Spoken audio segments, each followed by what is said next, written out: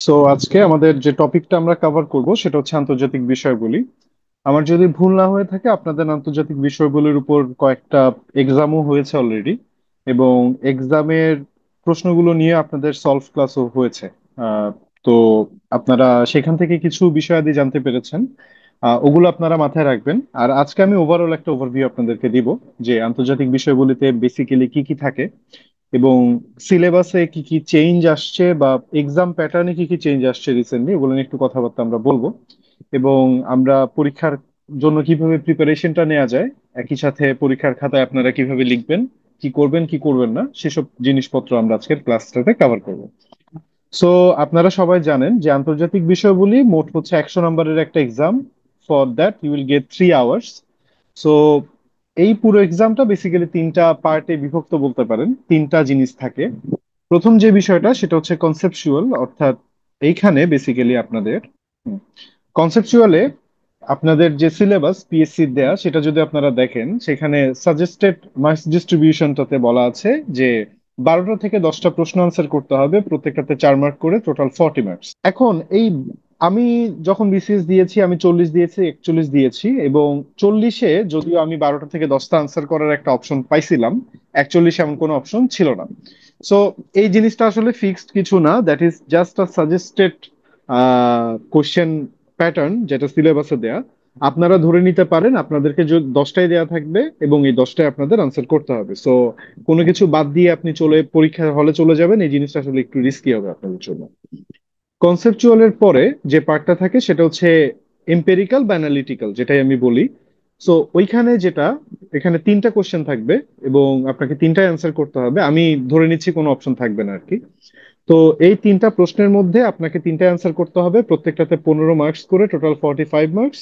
এবং according to the syllabus there will be a problem solving question which might come as a concept paper or a policy paper. এটা নিয়ে আমরা একটু কথাবার্তা বলবো।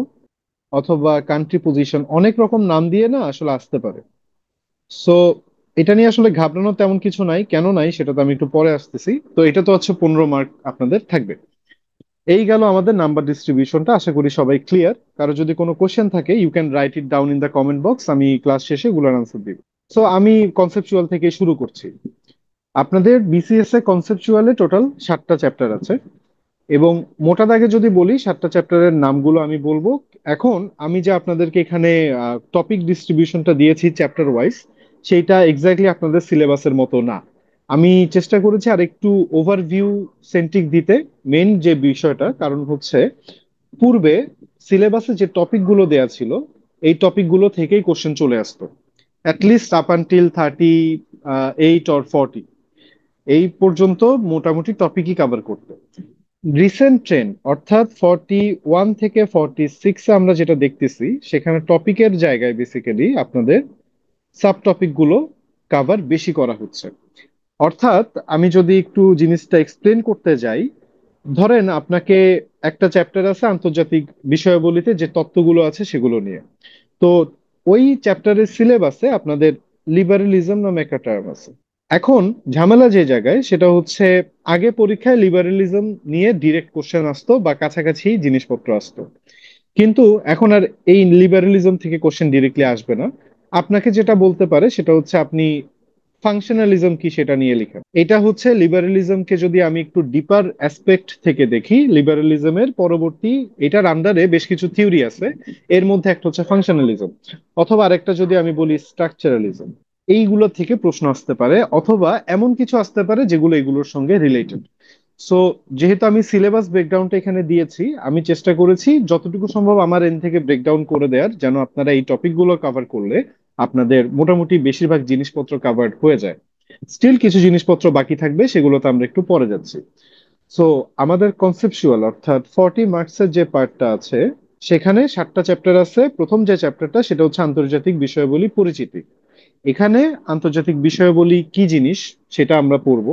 আন্তর্জাতিক সম্পর্ক বলতে আসলে কি বোঝায় সেটার ডেফিনেশন, সেটার টাইপস, সেটার স্কোপ, সেটার যে বিষয়বস্তু, সেটার যে সিগনিফিকেন্স, এই সবগুলো জিনিসই আপনার মোটামুটি একটা আইডিয়া থাকতে হবে।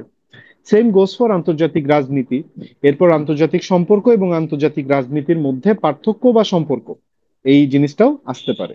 সো এরপর আরো কিছু টপিক যদি আমরা দেখি রিলেটেড, যেটা সিলেবাসে নাই, তত্ত্বগুলো বেসিক্যালি আমরা চাইলে এই চ্যাপ্টারের আন্ডারে চিন্তা করতে পারি, যে যার মধ্যে বাস্তববাদ আছে, আচরণবাদ আছে, বহুত্ববাদ, উদারনীতিবাদ, এইগুলো আসলে ইংরেজি টার্ম থেকে ট্রান্সলেট করা। সো ইংরেজি টার্মগুলো আপনাদের লাগবে, এগুলোতে আমরা পরে যাব। স্নায়ুযুদ্ধ থেকে আসতে পারে। এরপরে বিভিন্ন রকম থিওরি বা বিভিন্ন রকম কি বলবো, ইন্টারন্যাশনাল রিলেশনস রিলেটেড বিভিন্ন রকম টার্ম থেকেও আপনাদের প্রশ্ন আসতে পারে। সো আমি যতটুকু পসিবল ব্রেকডাউন করার চেষ্টা করছি আপনাদের জন্য। চ্যাপ্টার টু তে বিশ্বের কারক অর্থাৎ অ্যাক্টরস, তাদেরকে নিয়ে এই চ্যাপ্টারটা। সো সবচেয়ে প্রিন্সিপাল যে অ্যাক্টর সেটা হচ্ছে স্টেট। স্টেটের মধ্যে আমরা specifically will target modern state, অর্থাৎ ট্রিটি অফ ওয়েস্টফিলিয়ার পরবর্তী সময়ে স্টেটের যে ধারণাটা আমরা পাই সেটা। এখন আধুনিক রাষ্ট্র বলতে আমরা কি বুঝি, সেটার প্রকৃতি, সেটার কি কি উপাদান থাকবে, সেটার কি কি উদ্দেশ্য থাকবে, সেটার কার্যাবলী কি কি, সেটার প্রকারভেদ গুলো কি কি, সেই প্রত্যেকটা জিনিস আমাদের লাগবে। এই প্রকারভেদ হিসেবে আমি যদি বলি, এগুলো হচ্ছে বিভিন্ন প্রকারভেদের টাইপ আর কি। একই সাথে আহ রাষ্ট্রের শ্রেণী বিভাগ আমাদের পড়তে হবে, চতুর্থ স্তম্ভ টাইপের কিছু টপিক থাকে, সেগুলো কি সেগুলো বুঝতে হবে। বিভিন্ন টাইপের রাষ্ট্র যেটা বললাম সেগুলো আমাদের পড়তে হবে। সার্বভৌমত্ব, one of the key component for state to be a state, এই জিনিসটা নিয়ে আমাদের ভালো একটা কম্প্রিহেন্সিভ আইডিয়া থাকতে হবে। একই সাথে সরকার এবং রাষ্ট্রের মধ্যে যে একটা ক্লিয়ার ডিলিনিয়েশন আছে, অর্থাৎ পার্থক্য আছে, সেটা আমাদের জানতে হবে। ফেডারেশন, কনফেডারেশন, এগুলোর মধ্যে ডিফারেন্সটা কি, রাজতন্ত্র, সেটার মধ্যে যে নিয়মতান্ত্রিক এবং নিরঙ্কুশ দুটো টাইপ আছে সেগুলো আমাদেরকে বুঝতে হবে। এরপর সার্বভৌমত্ব, সার্বভৌম সমতা, এটা থেকে প্রশ্ন অলরেডি চলে আসছে আগের একটা বিসিএস এ। De jure and de facto sovereignty, এই জিনিসটা দিয়ে আসলে কি বোঝায় সেটাও আমাদের পড়তে হবে। সো এই হইলো ফার্স্ট চ্যাপ্টারে যা যা, সরি সেকেন্ড চ্যাপ্টারে কি কি আছে সেটা নিয়ে একটা কথাবার্তা। আমি আরো কিছু জিনিসপত্র দিয়েছি, এগুলো নিয়ে একটু আপনাদের জানাশোনা থাকতে হবে। এখন আমি যখন 7টা চ্যাপ্টার এভাবে কভার করব, there will be a lot of things, এগুলো এভাবে মুখে মুখে বলে পড়ানোর আসলে মানে নেই। আপনাদেরকে যখন স্লাইডটা দিব আপনারা নিজেরা একবার দেখে নিতে পারেন। আমি এখন মেইন যে জায়গাটাতে ফোকাস করব সেটা হচ্ছে কনসেপচুয়াল, যখন আপনারা পড়বেন তখন আসলে কি কি আসলে পড়া লাগবে, কারণ সিন্স সাব টপিক এখন গুরুত্ব পাচ্ছে, সাব টপিক যদি পড়তে যান তাহলে আপনাদের কি কি করতে হবে। আমি একেবারে এই চ্যাপ্টার গুলার টপিকে আর থাকছি না, সিন্স আজকে টপিক নিয়ে কথা হবে না। আমি চলে যাচ্ছি, একটু অ্যানালাইজ করি চলো, যে কনসেপচুয়াল আসলে কি চায় বা আমাদের কি করা উচিত। প্রথম যে কথাটা সেটা হচ্ছে কনসেপচুয়াল আসলে আপনার বেসিক নলেজটাকে টেস্ট করার জন্যই। অর্থাৎ কোনো একটা প্রশ্ন যখন আসবে আপনি ওই বিষয় নিয়ে বেসিক কি কি জানেন সেটাই এটা টেস্ট করবে। সো এখানে যে প্রশ্নগুলো করা হবে সেটা বেসিক্যালি ফোকাস করবে কি এর উপর, কেন এর উপর নয়। অর্থাৎ this sort of questions ask you what rather than why। Question pattern তো বললাম যে চেঞ্জ হয়েছে এবং সাব টপিক গুলো এখন বেশ ইম্পর্টেন্ট। আরেকটা ইম্পর্টেন্ট বিষয় যেটা মাথায় রাখতে হবে, আপনি প্রত্যেকটা প্রশ্ন আনসার করার জন্য বেসিক্যালি টাইম পাচ্ছেন 4 × 1.8 minute, that comes down to 7.2 minutes. আমি এটাকে ধরে নিলাম 7 মিনিট। এই 7 মিনিটের মধ্যেই আপনাকে একটা গোছানো আনসার আনসার প্রোভাইড করতে হবে। টাইমটা কিন্তু খুব বেশি না, এবং আপনার উত্তরের ব্যাপ্তি কতটুকু সেটাও আপনি টাইমের উপর বেস করে ঠিক করবেন। আরেকটা বিষয় হচ্ছে যখন কনসেপচুয়ালের প্রিপারেশন নেবেন, রিসেন্ট কি কি হচ্ছে দুনিয়াতে এটা নিয়ে একটা ভালো আইডিয়া থাকা লাগবে, কারণ এই রিসেন্ট অকারেন্স থেকেই দেখবেন আপনারা এই প্রশ্নগুলো পাবেন। ফর এক্সাম্পল 41 বিসিএস একটা প্রশ্ন আসছিল যে শ্যাডো প্যান্ডেমিক জিনিসটা কি। যারা মনে করতে পারেন তারা মনে করলে দেখবেন যে আপনার 41 বিসিএসটা হয়েছিল কোভিড এর অব্যবহিত পরে, অর্থাৎ ইমিডিয়েটলি। সো ওই সময় এই টার্মটা পেপার পত্রিকায় অনেক আসছে, এবং এই টার্মটা দেখা গেছে পরবর্তীতে আমাদের বিসিএস পরীক্ষায় চলে আসছে। সো পেপার পত্রিকা নিয়ে যদি আপনার ভালো একটা আইডিয়া থাকে, এই প্রবলেমটা আপনারা কি বলবো নেভিগেট করতে পারবেন। 41-এ আমি অ্যাকচুয়ালি এই প্রশ্নটার আনসার দিতে পারিনি। একটা এক্সাম্পল যদি আমরা দেখি যে কনসেপচুয়াল কোশ্চেনটা কেমন হইতে পারে, সেটা হচ্ছে যে what is the Saudi Pakistan defence pact. সম্প্রতি সৌদি আরব এবং পাকিস্তান একটা প্রতিরক্ষা চুক্তি স্বাক্ষর করছে। আপনাকে কনসেপচুয়ালে যদি এই প্রশ্নটা থেকে কোনো কিছু করে, সেখানে জিজ্ঞেস করবে এই জিনিসটা কি। আপনাকে কেন হইছে বা এটার কি কি ফলাফল সেটা কিন্তু কনসেপচুয়ালি জিজ্ঞেস করা হবে না। এখন আপনাদেরকে আমি একটা ব্রিফ আইডিয়া দিব যে যদি আপনাদের কনসেপচুয়ালে কোনো প্রশ্ন আপনি আনসার করতে যান আপনি কিভাবে আগাইতে পারেন। আমার যে ট্যাকটিক্সটা সেটা একটু আপনাকে বলি। যখন একজন এক্সামিনার খাতা কাটেন, তখন আপনি অ্যাজ এ স্টুডেন্ট যেটা ট্রাই করাটা সবচেয়ে ভালো হবে সেটা হচ্ছে টু মেক শিওর আপনাকে মার্কিং করাটা যেন ওনার জন্য ইজি হয়। এটার অর্থ হচ্ছে, ধরেন আপনি একটা 4 মার্কের প্রশ্ন যেহেতু এখানে পাচ্ছেন, ওকে, সো আপনার মার্ক হচ্ছে 4। এই 4 মার্কের কোশ্চেনের জন্য আপনি চিন্তা করেন, আপনি যদি এক্সামিনার হইতেন, আপনি দেখলেন 3 জনের খাতা, একজনের খাতায় একটা প্যারাগ্রাফে পুরো জিনিসটা দিয়ে দিছে, অর্থাৎ আনসারটা দিয়ে দিছে। আরেকজন করছে কি 2টা বা 3টা প্যারাগ্রাফে হচ্ছে আনসারটা দিছে, আরেকজন এই 4 মার্কের কোশ্চেনের জন্য আনসার করার সময় 4টা প্যারা ইউজ করছে। ইমিডিয়েটলি হিউম্যান ব্রেইন এই সেগমেন্টেশনটাকে পিক আপ করে, এবং যখন হচ্ছে 4টা প্যারা দেখে তার মাথায় আসে হচ্ছে এটা 4 মার্কসের জন্য। সো আপনার নাম্বার পাওয়ার পসিবিলিটিটা কিন্তু বেড়ে যায়। সো এই লাইন অফ লজিক থেকে আমি যদি বলি, আমি আমার আনসারটাকে 4টা ভাগে ভাগ করব। প্রথম যে ভাগটা, সেখানে আমরা যে জিনিসটা জানতে চেয়েছে সেটার একটা ডেফিনেশন দিব। এখন ডেফিনিশনটা আপনি চাইলে যে কোনো স্কলার বা এক্সপার্টের ডেফিনেশন দিতে পারেন। যেমন যদি ডিপ্লোমেসি কি আসে, সেক্ষেত্রে আপনি চাইলেই শুরুতে হিটলারের বা অটো ভন বিসমার্কের কোনো একটা উক্তি ইউজ করতে পারেন, যে diplomacy is the first line of defence, অথবা when diplomacy ends war begins, এই টাইপের যে কোনো একটা লাইন চাইলে ইউজ করতে পারেন। এবং এরপর এটা একটা ডেফিনেশন আপনার দেয়া লাগবে। ইটস আপ টু ইউ, আপনি কোন টাইপের ডেফিনেশন ইউজ করবেন। চাইলে আপনি নিজের দেয়া একটা ডেফিনেশন দিতে পারেন, এবং চাইলে যে কোনো স্কলারলি ডেফিনেশন আপনি দিতে পারেন। নেক্সট যে paragraph, in that paragraph will go to the discussion, অর্থাৎ এই প্রবলেমটাকে বা এই ইস্যুটাকে বা এই টপিকটাকে আমরা একটু এক্সপ্যান্ড করব। এবং এটা আসলে 3 থেকে 5 লাইনের মধ্যে রাখাটাই বেটার, সিন্স আপনার টাইমটা লিমিটেড।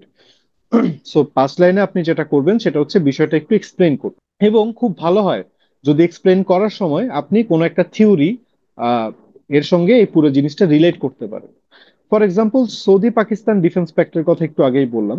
আপনি যদি এটার উত্তরটা করার সময় এখানে রিয়ালিজমের ব্যাপারটা নিয়ে আসেন, অথবা চাইলে আপনি ঘুরায় ব্যালেন্স অফ পাওয়ারের কথাও আনতে পারেন, এটা কেন লিবারালিজমের সঙ্গে সাংঘর্ষিক, এই কথাটাও আপনি আনতে পারেন। দেখেন, আপনার কিন্তু অপশন আছে, যদি বিষয়গুলো নিয়ে জানেন সেক্ষেত্রে থিওরির সঙ্গে রিলেট করাটা ইজ কোয়াইট ইজি। তো আপনি এই যে কোনো একটা থিওরির সঙ্গে রিলেট করলেন, চাইলে দুইটার সঙ্গে রিলেট করলেন, ইটস আপ টু ইউ। যে আমরা এই বিষয়টা পর্যালোচনা করে দেখতে পাই যে আন্তর্জাতিক তত্ত্বে বাস্তববাদের যে ধারণা, সেটাই এই প্রতিরক্ষা চুক্তির মাধ্যমে ফুটে উঠেছে। এই টাইপের কোন একটা লাইন আপনি দিতে পারেন, এবং এরপরে আপনি চাইলে নিজের অপিনিয়ন দিতে পারেন অথবা কোনো একটা এক্সাম্পল দিতে পারেন, দ্যাটস আপ টু ইউ। যদি ডিফেন্স প্যাক্টের প্রশ্নটাই আমরা চিন্তা করি, সেখানে আসলে এক্সাম্পল দেওয়ার কিছু নাই। যদি দিতে চান সেক্ষেত্রে সিমিলার কোনো ডিফেন্স প্যাক্টের কথা আপনারা উল্লেখ করতে পারেন, অথবা নিজের যে অপিনিয়নটা সেটা জাস্ট 1 বা 2 লাইনে আপনারা দিতে পারেন। সো এটার জন্য আমরা বেশি আহ ইয়ে করব না, মানে এক্সপ্যান্ড করব না, just 1 or 2 lines. And finally আপনি একটা কনক্লুডিং সেন্টেন্স দিয়ে আপনার লেখাটা শেষ করবেন। তো হয়ে গেল 4টা ভাগ। এই 4টা ভাগেই বেসিক্যালি আমরা আমার আনসারটা কভার করবো। আই হোপ আপনারা এই বিষয়টা নিয়ে ক্লিয়ার। নেক্সট বিষয়টা হচ্ছে, যখন এই 4 নাম্বারের একটা প্রশ্ন আপনি আনসার করবেন, তখন আসলে কি কি আনসার করা যায়, মানে কি কি লিখবো না আমরা, এই জিনিসটাতে আমি ইউজুয়ালি ম্যাপ না দেওয়াটাই প্রেফার করি। Map should be allocated for the bigger question, so map আমরা দিব না। আপনারা কোনো ইরেলেভেন্ট ডাটা, যেটা এখানের সঙ্গে আসলে যাচ্ছে না, সেটা দেয়া থেকেও বিরত থাকবেন। এবং ফাইনালি, কোটেশন দিয়ে একটা কোশ্চেন ভরায় ফেলার কোনো দরকার নাই, মানেও নাই। আপনারা 1 বা 2টা কোটেশনের বেশি কোনো প্রশ্নে দিবেন না। যদি কোনো প্রশ্নে কোটেশন না দেন, that is okay as well. Quotation যে দিতেই হবে এমন কোনো কথা কিন্তু নেই। আর আরেকটা জিনিস আমি এখানে লিখি নাই, আমি একটু লিখে দেই। চাইলে আপনারা যদি চান আর কি, আপনারা ইউ ক্যান ইনক্লুড ডায়াগ্রামস, চাইলে ডায়াগ্রাম দিতে পারেন, এটা আপনার উপর। For example, Democratic piece theory একটা থিওরি আছে। ওই থিওরিটা যদি আসে, আপনারা এরকম একটা ট্রায়াঙ্গেল দিয়ে বেসিক্যালি, একটা ট্রায়াঙ্গেল আছে আপনাদের বইতে দেখবেন, আমার পুরোপুরি মনে নাই, বাট এই টাইপের ডায়াগ্রাম আপনারা ইউজ করতে পারেন। বা কোনো একটা সার্বভৌমত্বের যেসব ক্যারেক্টারিস্টিক্স আছে, সেই জিনিসগুলো যদি আপনি বলতে চান, বা রাষ্ট্রের যে কম্পোনেন্ট গুলো আছে সেগুলো যদি আপনি বলতে চান, চাইলে সেগুলো ডায়াগ্রাম দিয়ে আপনারা দেখাতে পারেন। যেমন, রাষ্ট্র দিয়ে মাঝখানে আমি যেটা করি আর কি সেটা দেখাচ্ছি। জাস্ট একটা কম্পোনেন্ট, 2টা কম্পোনেন্ট, 3টা কম্পোনেন্ট, 4টা কম্পোনেন্ট দিয়ে দিলাম, তাহলে জিনিসটা দেখতে আসলে ভালো দেখায়। এবং এটা আপনারা চাইলে ইউজ করতে পারেন। This is a visual cue which will help you. আচ্ছা, এখন আসি হোয়াট নট টু রাইট। তো আমি বললাম যে কি কি আপনারা পরীক্ষার খাতায় দিবেন না। এখন আসেন কি পড়বেন। দেখতেই পাইতেছেন যে 7টা চ্যাপ্টার, প্রত্যেকটা চ্যাপ্টারে অনেকগুলো টপিক, এবং ওই টপিকের আন্ডারে অনেকগুলো সাব টপিক। সো সবকিছু আসলে এই অল্প সময়ে কভার করা অবশ্যই সম্ভব না। সো আমার যেটা জানতে হবে, what to read and what not to read. এটা যদি আপনারা শুরুতে একবার বুঝে যান তাহলে আমার মনে হয় আপনার প্রিপারেশনটা একটু ইজিয়ার হবে। Let's do a mental exercise যে আপনি এই এক্সামের আগে আসলে ইন্টারন্যাশনালের পিছনে কয়দিন সময় দিতে পারতেছেন। আজকে থেকে যদি আমি হিসেব করি আপনাদের এক্সামের পর্যন্ত, আই থিঙ্ক 40 to 45 ডেজ এর মতো সময় আছে। আমার ধারণা ভুল হতে পারে, আমি ধরে নিলাম 40 ডেজ। সেটা যদি হয়, আপনার যেহেতু প্রত্যেকটা সাবজেক্টই কভার করতে হবে, আপনি ডেডিকেটেডলি ইন্টারন্যাশনালের জন্য আসলে সময় পাচ্ছেন 7 ডেজ or 8 ডেজ, এর বেশি আসলে পাবেন না আমার হিসেবে আর কি। সো যদি 7-8 দিন সময় পান, যদি সবকিছু কভার করতে যান, তাহলে আসলে আপনি কভার করে শেষ করতে পারবেন। আপনার যেটা বুঝতে হবে কি পড়বেন এবং কি পড়বেন না। এখন প্রথমে আমরা দেখি যে কি কি পড়াই লাগবে, কি কি করলে আমার আসলে প্রিপারেশনটা একটু বেগবান হবে এবং কোন জিনিসগুলো আসলে কোনোভাবে আপনি স্কিপ করতে পারবেন না। প্রথম যে কাজটা করতে হবে সেটা হচ্ছে বিগত 10 বছরের যে প্রশ্নগুলো আছে সেগুলোর আনসার গুলো একবার পড়ে ফেলতে হবে। সিন্স আপনার টাইম খুবই সংক্ষিপ্ত, আপনি চাইলেও কিন্তু বসে বসে মুখস্থ করবেন এই বিষয়টা আসলে হবে না। আমার পরামর্শ যেটা হবে সেটা হচ্ছে যে কোনো একটা আহ, বছরের প্রশ্ন নিয়ে যে 10টা প্রশ্ন আছে বা 12টা প্রশ্ন আছে, প্রত্যেকটা জাস্ট ভালো মতো একবার রিডিং করবেন বা 3বার করে রিডিং করবেন প্রত্যেকটা প্রশ্ন। এবং একটা খাতায় চাইলে ওই টপিকের কিছু কিওয়ার্ড আপনারা লিখে রাখতে পারেন। সো কিওয়ার্ড লিখে রাখলে যেটা হবে, পরীক্ষায় হলে যাওয়ার আগে আপনি পুরো প্রশ্ন পড়াচ্ছে এই 4-5টা কিওয়ার্ড দেখলে your brain will somehow figure it out যে কি লিখতে হবে। এটা হচ্ছে টাইম বাঁচানোর একটা উপায়। একই সাথে যেহেতু এখন সাবটপিকটা বেশ ফোকাসড হচ্ছে পরীক্ষায়, তো আপনার যেটা করতে হবে সেটা হচ্ছে পত্রিকায় নতুন নতুন টার্ম আসে অনেক সময়, দেখবেন আন্তর্জাতিক পাতা যেটা আপনারা পড়েন আপনি, সেখানে নতুন নতুন কিছু টার্ম ইউজ করা হয়। ফর এক্সাম্পল, ইউক্রেন রাশিয়া যুদ্ধ যখন শুরু হলো, তখন আপনারা হাইব্রিড ওয়ারফেয়ার নামে একটা জিনিস দেখছেন। এই কথাটা আসলে এর আগ পর্যন্ত আমরা খুব একটা সামনে পাই নাই। তো এই হাইব্রিড ওয়ারফেয়ার জিনিসটা আসলে কি? অথবা আরেকটা এক্সাম্পল যদি দেই, আমি একটু আগে এক্সাম্পলটা দিয়েছিলাম যে 41 BCS এ কোভিড এর পরবর্তী সময়ে একটা টার্ম আসছে শ্যাডো প্যান্ডেমিক। এটাও হচ্ছে এটার একটা এক্সাম্পল যে পত্রিকায় এই পার্টিকুলার টার্মটা কিন্তু কোনো একটা রিপোর্টে ইউজ করা হয়েছিল। সো নিউজ পেপার আপনার ফলো করতে হবে। থার্ড যে জিনিসটা, এটা আসলে আপনাদের পক্ষে ফলো করাটা কোয়াইট ডিফিকাল্ট টু ইম্পসিবল, কারণ আপনাদের এই 12,000 টাকা 14,000 টাকা দিয়ে আসলে এইসব পত্রিকা বা এইসব ম্যাগাজিনে আসলে সাবস্ক্রাইব করা পসিবল না, ডিপ্লোমেট, ফরেন অ্যাফেয়ার্স, এই টাইপের ম্যাগাজিন গুলোতে। বাট এই ম্যাগাজিন গুলোতে অনেক সময় নতুন নতুন কিছু টার্ম এবং নতুন নতুন কিছু টপিক উঠে আসে। এবং এই টপিকগুলো থেকেও আপনাদের যারা প্রশ্নকর্তা তারা কিন্তু এই ম্যাগাজিনগুলো ফলো করেন এবং ওখান থেকেও কিছু বিষয়াদি তুলে দিতে পারেন। So for your benefit what I will do is, আমার অ্যাকচুয়ালি এখানের মধ্যে দুই একটাতে সাবস্ক্রিপশন আছে।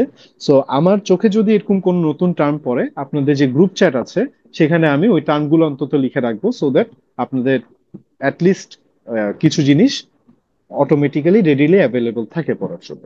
সো এটা হচ্ছে মানে মেন্টরদের দায়িত্ব, এটা নিয়ে আপনারা বদার্ড হওয়ার দরকার নেই।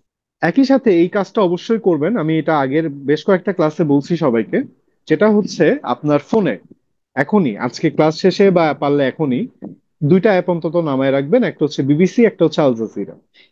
এই অ্যাপগুলো থেকে আপনারা যেটা করবেন, ফ্রি টাইমে ধরেন আপনি খাইতে বসছেন বা আপনি কোথাও ঘুরতে যাইতেছেন, এখন যদিও ঘোরার টাইম নাই খুব একটা, যেটাই হোক, আপনার অবসর সময়ে আপনি এই অ্যাপগুলো থেকে নিউজগুলো একটু ফলো করবেন এবং ওইখানে বিভিন্ন অ্যানালিসিস থাকে বিভিন্ন জনের, অ্যানালিসিস গুলো একটু পড়বেন। আপনার কিছুই লিখতে হবে না, আপনার কিছু মুখস্থ করার দরকার নেই। অ্যানালিসিসটা যদি একবার পড়ে ফেলেন, জাস্ট একবারও যদি পড়েন, আপনার মাথায় অনেক জিনিসপত্র রেডিলি অ্যাভেলেবল থাকবে, আপনি পরীক্ষার হলে গেলে জিনিসটা বুঝতে পারবেন। আরেকটা জিনিস লিখে রাখি, কারো যদি আসলে পড়তে সমস্যা হয় বা পড়ার অবস্থা না থাকে, আপনারা ইউটিউবেও দেখতে পারেন। আমি দুই একটা চ্যানেলের নাম লিখে দিচ্ছি। Caspian Report, it's a very good channel for this. আমার যদি ভুল না হয় এটার নাম রায়ান হ্যারিস, একটা চ্যানেল আছে। Let me check, just one second. আচ্ছা না, আমার ভুল হচ্ছে, আমার মেমরি আমার সঙ্গে বিট্রে করছে। যেটা হচ্ছে রায়ান হ্যারিস হচ্ছে অ্যাকচুয়ালি একজন ক্রিকেটার। সো এনিওয়েজ, কাস্পিয়ান রিপোর্টের কথা লিখলাম। আপনারা এইটা ফলো করেন আপাতত। আর এটার ফলো করলে আই থিংক আপনাদের সামনে অন্যান্য এই টাইপের চ্যানেলগুলোর ভিডিও চলে আসবে। বাংলাদেশে লাবিব রাহাদের ভিডিওগুলো বেশ ভালো, আপনারা চাইলে ওগুলো দেখে বিভিন্ন বিষয় নিয়ে একটা ভালো আইডিয়া জেনারেট করতে পারেন।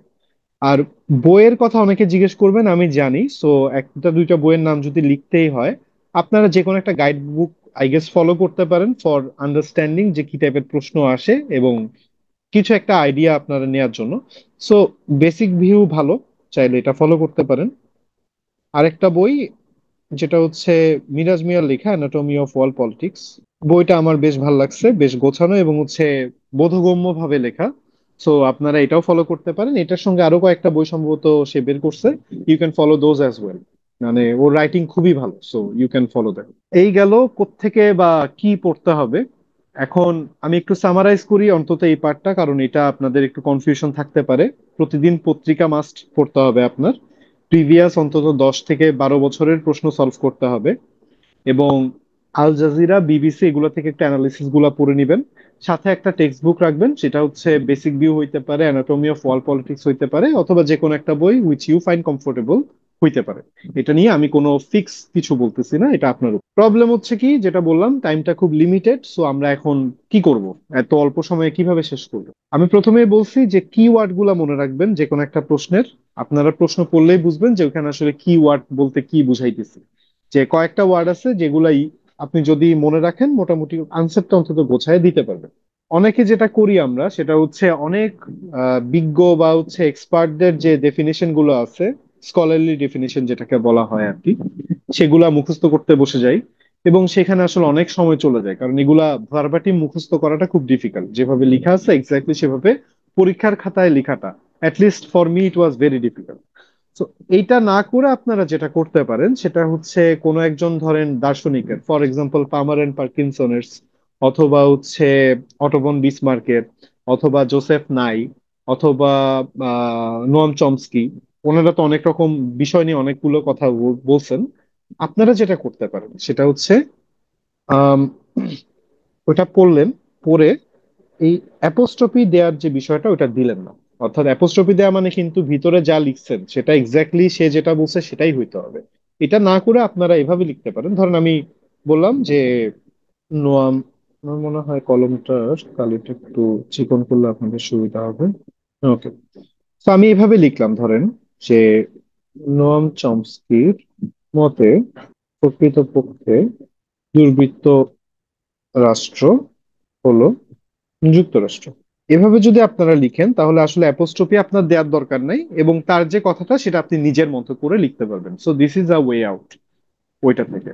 ইউটিউব থেকে হেল্প নিতে পারেন, এটা বেশ হেল্পফুল, কারণ আপনি সব সময় আসলে পড়তে গেলে চোখের উপর প্রচুর স্ট্রেস যায়। আপনি চোখ বন্ধ করে ইউটিউবে কোনো একটা ভিডিও ছেড়ে 1.5x স্পিডে শুনে নিলেও কিন্তু অনেক আইডিয়া আপনি পেয়ে যাবেন এবং অনেক কিছু নিয়ে জানতে পারবেন। প্রবলেমে পড়বেন হচ্ছে সাবটপিক sorting এর সময়, কারণ অনেকগুলো সাবটপিক আছে যে কোনো একটা টপিকের আন্ডারে, এবং একজন মানুষের পক্ষে পুরো জিনিসটা কভার করাটা এত অল্প সময় ইজ কোয়াইট ইম্পসিবল। সো সেক্ষেত্রে আমার দুইটা পরামর্শ, একটা হচ্ছে আপনাদের যিনি আন্তর্জাতিক বিষয়াবলী ক্লাস নিবেন সেটা যিনিই হন, ওনার গাইডলাইনটা ফলো করবেন। একই সাথে আপনারা যেটা করতে পারেন, সিন্স আপনাদের একটা বড় গ্রুপ আছে আহ, আপনাদের টেলিগ্রামে, তো কোচিং এর হেল্প নিয়ে হলো আপনারা চাইলে 5 থেকে 6 জন যে কোনো একটা চ্যাপ্টার ধরে ওই চ্যাপ্টারের সাব টপিক কি কি হইতে পারে সেটার একটা টেন্টেটিভ লিস্ট ক্রিয়েট করতে পারেন। সো ওইটা করতে কিন্তু খুব বেশি সময় যাবে না, হাফ এন আওয়ার 5-6 জন একসঙ্গে বসলেই হয়ে যায়। ফিজিক্যালি যে বসা লাগবে তাও না, আপনারা নিজেরা জাস্ট অনলাইনে কমিউনিকেট করেও কিন্তু এটা করতে পারেন। এটা করলে যেটা হবে, ধরেন টোটাল স্টুডেন্ট ধরে নিলাম 50 জন, টোটাল চ্যাপ্টার হচ্ছে 7টা। সো 7 জন করে একটা গ্রুপও যদি আমি চিন্তা করি, এই 7 জন যে কোনো একটা চ্যাপ্টার নিয়ে হাফ এন আওয়ার বসে একটা লিস্ট ক্রিয়েট করলেন। এইভাবে 7টা লিস্ট ক্রিয়েট হলো, 7টা লিস্ট আপনারা গ্রুপে শেয়ার করলেন। ফলে মোটামুটি ধরেন আমি বলতে পারি 90% সাব টপিক কাভার হয়ে যাবে, এবং টিচাররাও এটা ভেটিং করে দিল যে কোন কোন জিনিসগুলো চাইলে বাদ দিয়ে দিতে পারেন আপনারা। This could be another way for you to sorting out the subtopics. এখন আসি, আমার কাছে অলওয়েজ মনে হয় আন্তর্জাতিক বিষয়গুলির যে জিনিসগুলো সেখানে বোঝাটা বেশি ইম্পর্টেন্ট মুখস্থ করার চাইতে। আপনি যদি কোনো একটা বিষয়ের কার্যকরণ গুলো বুঝে যান, আপনি পরীক্ষার খাতায় মোটামুটি ভালোই লিখে আসতে পারবেন, এবং আপনার অপিনিয়নটাই কিন্তু আসলে চেক করতে চায় আপনি কতটুকু ডেটা মুখস্থ করে পরীক্ষার খাতায় ঢেলে দিয়ে আসছেন। সেটা চেয়ে আপনার নিজের আন্ডারস্ট্যান্ডিংটা যদি আপনি ফুটায় তুলতে পারেন খাতায়, that will be a lot better for your marks. So এই গেল ফাইনাল যে কথাটা সেটা যে টাইম লিমিটেড, সো আমার কি করা উচিত। আই থিংক আমি মোটামুটি ক্লিয়ার করতে পারছি বিষয়টা। আর আপনাদের এই গ্রুপ স্টাডির যে বিষয়টা, অর্থাৎ গ্রুপ করে সাবটপিক ফিগার আউট করার যে বিষয়টা, আই থিংক এই ক্ষেত্রে পিটুএ আপনাদেরকে হেল্প করতে পারে, আপনারা গ্রুপে একটু কমিউনিকেট করবেন। এর পরের যে টপিকটা সেটা হচ্ছে 15 মার্কের যে প্রশ্নগুলো আসে তিনটা সেটার, এবং এটা হচ্ছে এম্পিরিক্যাল। এখানে টোটাল 7টা চ্যাপ্টার আছে। এই টপিকটা যখন কভার করতে যাবেন এম্পিরিক্যাল, তখন আপনাকে খুবই স্ট্র্যাটেজিক হইতে হবে। আপনি সব পড়তে গেলে আসলে আপনাকে যদি আমি 1 বছরও সময় দেই, আপনার প্রিপারেশন গোছাইতে কষ্ট হয়ে যাবে। সো যেহেতু সময় অনেক কম, আমরা তাহলে কিভাবে আগাবো? আমরা যেটা করব সেটা হচ্ছে এখানেও প্রত্যেকটা চ্যাপ্টারের দিকে তাকাবো, নিজে 10টা মিনিট ভাববো যে এখান থেকে আসলে কি কি আসতে পারে, রেলেভেন্ট কি কি এখন। ফর এক্সাম্পল, জাতিসংঘের গঠনটা আসলে খুব একটা ইম্পর্টেন্ট আর না, সো গঠনের পটভূমি যেটা সেটা খুব একটা ইম্পর্টেন্ট না। আপনারা জানেনই, অলরেডি প্রিলি পড়ে আসছেন, জাতিসংঘ কোন পরিস্থিতিতে গঠিত হয়েছিল সেটা আপনারা জানেন। কার্যাবলী খুব একটা ইম্পর্টেন্ট আমি বলবো না, জেনে রাখাটা ভালো, আপনারা জাস্ট একবার রিডিং করে নিতে পারেন। মহাসচিবের ক্ষমতা ও কার্যাবলী আসলে ইম্পর্টেন্ট না, এটা খুব একটা কারেন্টলি রেলেভেন্স নাই, সো আমি হইলে অন্তত এটা পড়তাম না।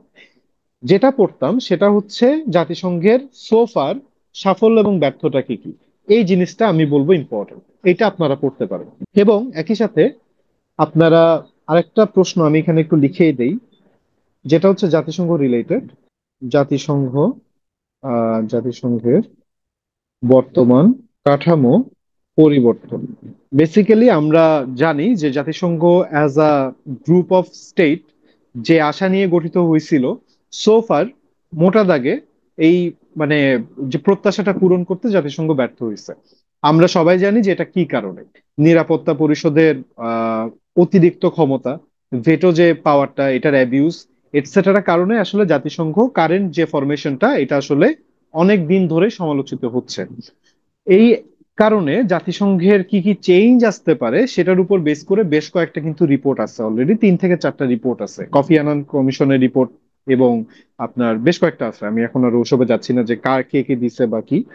তো এই যে এটার উপর বেস করে আপনি বর্তমান কাঠামো পরিবর্তন নিয়ে একটা প্রশ্ন এক্সপেক্ট করতে পারেন। তাহলে আমি 2টা প্রশ্ন পাইলাম, একটা হচ্ছে জাতিসংঘের সফলতা ব্যর্থতা, এবং এইটার আলোকে কাঠামো পরিবর্তন। এই 2টা প্রশ্ন আপনারা মাস্ট পড়বেন। নিরাপত্তা পরিষদের গঠন মূল দায়িত্ব খুব বেশি ইম্পর্টেন্ট বলবো না, বাট সিন্স প্যালেস্তাইন ইস্যুতে জাতিসংঘ মোটামুটি বলা যায় ব্যর্থই, কিন্তু জাতিসংঘে বেশ কিছু রেজলিউশন একসেপ্টেড হয়েছে এই বিষয়ে, সো এইটা ইম্পর্টেন্ট। শান্তিরক্ষা মিশন আমি বলবো হ্যাঁ, শান্তিরক্ষা মিশনটা আমাদের জন্য এখনো রেলেভেন্ট, খুব ইম্পর্টেন্ট না বাট মোটামুটি ইম্পর্টেন্ট। আমি একটু স্টার চিহ্ন দিয়ে দিই আই থিঙ্ক আপনাদের জন্য, তো আপনারা একটু ইজিয়ার হয় আপনাদের জন্য। আমি বলবো আন্তর্জাতিক আদালত, এইটা খুবই খুবই খুবই ইম্পর্টেন্ট। এটা নিয়ে একটু ভালো মতো পড়বেন, যে এটা নিয়ে কিন্তু প্রশ্ন আসলে জাতিসংঘ নিয়ে যাই আসুক, আমি বিশ্বাস করি আপনারা কিছু না কিছু লিখে দিয়ে আসতে পারবেন। কিন্তু যদি আন্তর্জাতিক আদালত নিয়ে কোনো প্রশ্ন আসে, আমার ধারণা ম্যাক্সিমামই আসলে কোনো আনসার করতে পারবে না unless they specifically study for it. So এটা নিয়ে একটু ভালো মতো পড়বেন। পরিবেশগত এজেন্ডা, মানবাধিকার এজেন্ডা, এগুলো আসলে খুব বেশি যে ইম্পর্টেন্ট সেটা আমি বলবো না, সো এটা আপনার উপর, যদি সময় পান তাহলে পড়তে পারেন। শরণার্থী সংকট মোকাবেলা, নারী ক্ষমতায়ন, আন্তর্জাতিক বিরোধ মীমাংসায় জাতিসংঘের ভূমিকা, এগুলো হচ্ছে বেসিক্যালি যে কোনো সময় আসতে পারে, এটা আসলে গ্যারান্টি দেওয়ার মতো কোনো ব্যাপার নাই যে এটা আসবেই বা আসবেই না। তাও আমি বলবো এটা খুব একটা ইম্পর্টেন্ট না, সো এখানে আমি কোনো স্টার দেওয়া থেকে বিরত থাকলাম, সিন্স আমাদের সময় কম, একটু রিস্ক নিতেই হবে, কিছু করার নেই। সো জাতিসংঘ যে চ্যাপ্টারটা অর্থাৎ অধ্যায় 1, সেখান থেকে অ্যাটলিস্ট 3টা প্রশ্ন আপনারা পড়বেন। একটা হচ্ছে জাতিসংঘের সফলতা ব্যর্থতা এবং কাঠামো পরিবর্তন, 2 নাম্বার হচ্ছে নিরাপত্তা পরিষদের যে ফরমেশন এবং অ্যাকচুয়াল রেসপন্সিবিলিটি, এবং ফাইনালি আন্তর্জাতিক আদালত। এই 3টা জিনিস অবশ্যই আপনারা ভালো মতো পড়বেন। 3টা প্রশ্ন আই থিঙ্ক খুব একটা সময় ক্ষেপণ হবে না আর কি 3টা প্রশ্ন পড়তে। সেকেন্ড যে চ্যাপ্টারটা সেটা হচ্ছে ক্ষমতাধর রাষ্ট্রগুলোর বৈদেশিক সম্পর্ক। তো এখন একটু চিন্তা করেন, ক্ষমতাধর রাষ্ট্র বলতে আমরা আসলে কাকে কাকে বুঝি কারেন্টলি। মেইনলি হচ্ছে রাশিয়াকে বুঝি, ইউএসএ কে বুঝি, চায়নাকে বুঝি, এই তিনটাই হচ্ছে মোটা দাগে ক্ষমতাধর রাষ্ট্র। সো আমরা যেটা করব সেটা হচ্ছে আমেরিকা, চায়না, রাশিয়া, এই তিনটা নিয়ে মোটামুটি একটু ভালো মতো পড়তে হবে আমাদের। সো আমি লিখে দিচ্ছি এখানে ইউএসএ, চায়না, রাশিয়া। যদি if you are feeling adventurous অথবা সময় থাকে, আপনারা চাইলে এখানে ইন্ডিয়াকে ইনক্লুড করতে পারেন। এই 4টা নিয়ে একটু ভালো মতো পড়বেন। অর্থাৎ ইউএস এর সঙ্গে চায়নার কি সম্পর্ক, কি কি ঝামেলা, ইউএস এর সঙ্গে রাশিয়ার কি কি ঝামেলা, চায়নার সঙ্গে রাশিয়ার সম্পর্কটা কেমন, এবং এই পুরা জিনিসটার মধ্যে ইন্ডিয়ার রোলগুলো কোথায়। এবং প্রত্যেকটা জিনিস যখন পড়তে যাবেন, এটার সঙ্গে ইনকর্পোরেট করে ফেলবেন যে ট্রাম্পের আমলে উম, কি কি আপনার নতুন নতুন পলিসি চেঞ্জ আসছে, এবং এর ফলে এই রাষ্ট্রগুলোর যে সম্পর্ক সেটার মধ্যে কি কি চেঞ্জ আসছে। চীনের সঙ্গে তাইওয়ানের একটা ইস্যু আছে, এবং এই ইস্যুটা নিয়ে দীর্ঘদিন ধরে ঝামেলা চলতেছে, এবং এখানে আমেরিকা বারবার ইন্টারভিন করতে চাচ্ছে। সো এইটা একটা খুব ইম্পর্টেন্ট জিনিস। তো এইটা নিয়ে একটু ভালো মতো পড়তে হবে আপনার। চীনের সঙ্গে ভারতের সম্পর্কর এই কোশ্চেনটা আমি খুব একটা ইম্পর্টেন্ট বলবো না। সো আমি স্টার দিয়ে দিচ্ছি, দেখেন। এটাকে আমি একটা স্টার দিলাম না হয়, এটা খুব ইম্পর্টেন্ট। ইউক্রেনের ইস্যুটা এখনো পার্টিনেন্ট আমি বলবো। এবং আপনার যে প্রশ্নটা আসবে সেখানে শুধুমাত্র ইউক্রেনে কেন রাশিয়া আক্রমণ করছে সেটা না, সেখানে আসবে এই আক্রমণের ফলে এবং ট্রাম্প আসার পরে পুরো জিনিসটাতে কি কি চেঞ্জ আসছে, এবং বৈশ্বিক পরিস্থিতিতে এই ঘটনাটা কি কি ইম্প্যাক্ট ফেলতেছে। একই সঙ্গে বাংলাদেশের উপর কি কি ইফেক্ট পড়তেছে সেটাও হয়তো আপনি দেখাতে পারেন বা আপনার কাছে জানতে চাইতে পারেন। সো ট্রাম্পের কথাটা আমি লাস্ট আলাদা করে লিখলাম so that no one misses out. ট্রাম্পের প্রশাসনের আমলে কি কোন কোন জায়গায় চেঞ্জ আসছে এবং সেগুলোর ইম্প্যাক্ট কি কি সেটা একটু ভালো মতো পড়বেন। এবং এই চারটা ইস্যু তো always relevant: BRI, one belt one road, যেটা বেসিক্যালি সেম জিনিস, আইপিএস অ্যান্ড কোয়াড, এগুলো নিয়ে একটু ভালো মতো আপনাদের পড়তে হবে। এবং রিসেন্টলি যদি আমার এই ক্লাসটা নেয়ার পরে বা কিছুদিন আগে এমন কোনো ঘটনা ঘটে থাকে যেটা হচ্ছে এদের সঙ্গে রিলেটেড, সেটাও একটু আপনাদের পড়তে হবে। 3 নাম্বার যে চ্যাপ্টারটা বৈশ্বিক উদ্যোগ এবং প্রতিষ্ঠানগুলো, সেই চ্যাপ্টারটা নিয়ে আসলে আমার আলাদা করে কিছু বলার নাই। আপনারা এই জিনিসগুলো নিয়ে অন্তত প্রিলি সময় কিছুটা আপনারা জানেন, বাট আমার পরামর্শ হবে এখন আরেকটু কম্প্রিহেন্সিভলি আপনাদের জানতে হবে। তো এর মধ্যে ধরেন ব্রিক্স এর ব্যাপারটা খুব রেলেভেন্ট, কারণ ব্রিক্স এর নিজস্ব মুদ্রা চালু করা নিয়ে ট্রাম্প বেশ কিছুদিন ধরে হাউকাউ করছে। সো ব্রিক্সটা বেশ ইম্পর্টেন্ট। আইডিবি, এআইআইবি বা এনডিবি খুব বেশি ইম্পর্টেন্ট আমি বলবো না, এর মধ্যে এনডিবিটা মোরলেস মোর ইম্পর্টেন্ট দেন দি আদার্স। এডিবির যে ব্যাপারটা, আমি এডিবি এখানে লিখছি একবার, না লিখি নাই। সো এডিবি খুবই পার্টিনেন্ট একটা সংস্থা এই এক্সামের জন্য, সো আমি এডিবি কে বেশি ইম্পর্টেন্স দিব। ওয়ার্ল্ড ব্যাংক, আইএমএফ, এই দুইটা will always be important, so এটাও পড়তে হবে আপনাদের। আমি সরি, আসলে আমি চাইলে মানে আমি চাচ্ছিলাম যে প্রত্যেক চ্যাপ্টার থেকে যদি একটা করে প্রশ্ন ধরাই দেওয়া যায় তো যেটা পড়লে আপনার কমন পাওয়ার পসিবিলিটি অনেক বেশি, সেটা আমি করতাম। বাট আসলে এত রিস্কে নিজেকে বা আপনাদের কাউকে ফেলতে চাচ্ছি না, সো আমি একটু আহ চাচ্ছি আর কি যে অন্তত 2টা থেকে 3টা প্রশ্নের মধ্যে যেন সীমাবদ্ধ থাকে। G7, G20, G77 not that important, আমি হইলে বাদ দিতাম, বাকিটা আপনাদের ইচ্ছা। কপ, রিসেন্ট যে কপটা হয়েছে এটা নিয়ে একটু পড়াশোনা করবেন। আরেকটা ইম্পর্টেন্ট জিনিস আপনাদেরকে বলে রাখি, আফ্রিকান যে কান্ট্রিগুলো আছে তারা কিন্তু নতুন একটা জিনিস প্রপোজ করতেছে এই কপে গিয়ে, সামনের কপে। এবং এটা হচ্ছে আফ্রিকা একটা সম্প্রতি সামিট হয়েছে, সেখানে আফ্রিকান সবগুলো কান্ট্রি একজোট হয়ে এটাতে ঐক্যমত্য পোষণ করছে যে ওরা টাকা পয়সা আর খুঁজবে না, কারণ কেউ টাকা পয়সা দেয় না। রাদার তারা গ্রিন টেকনোলজিতে ইনভেস্টমেন্ট চাইবে।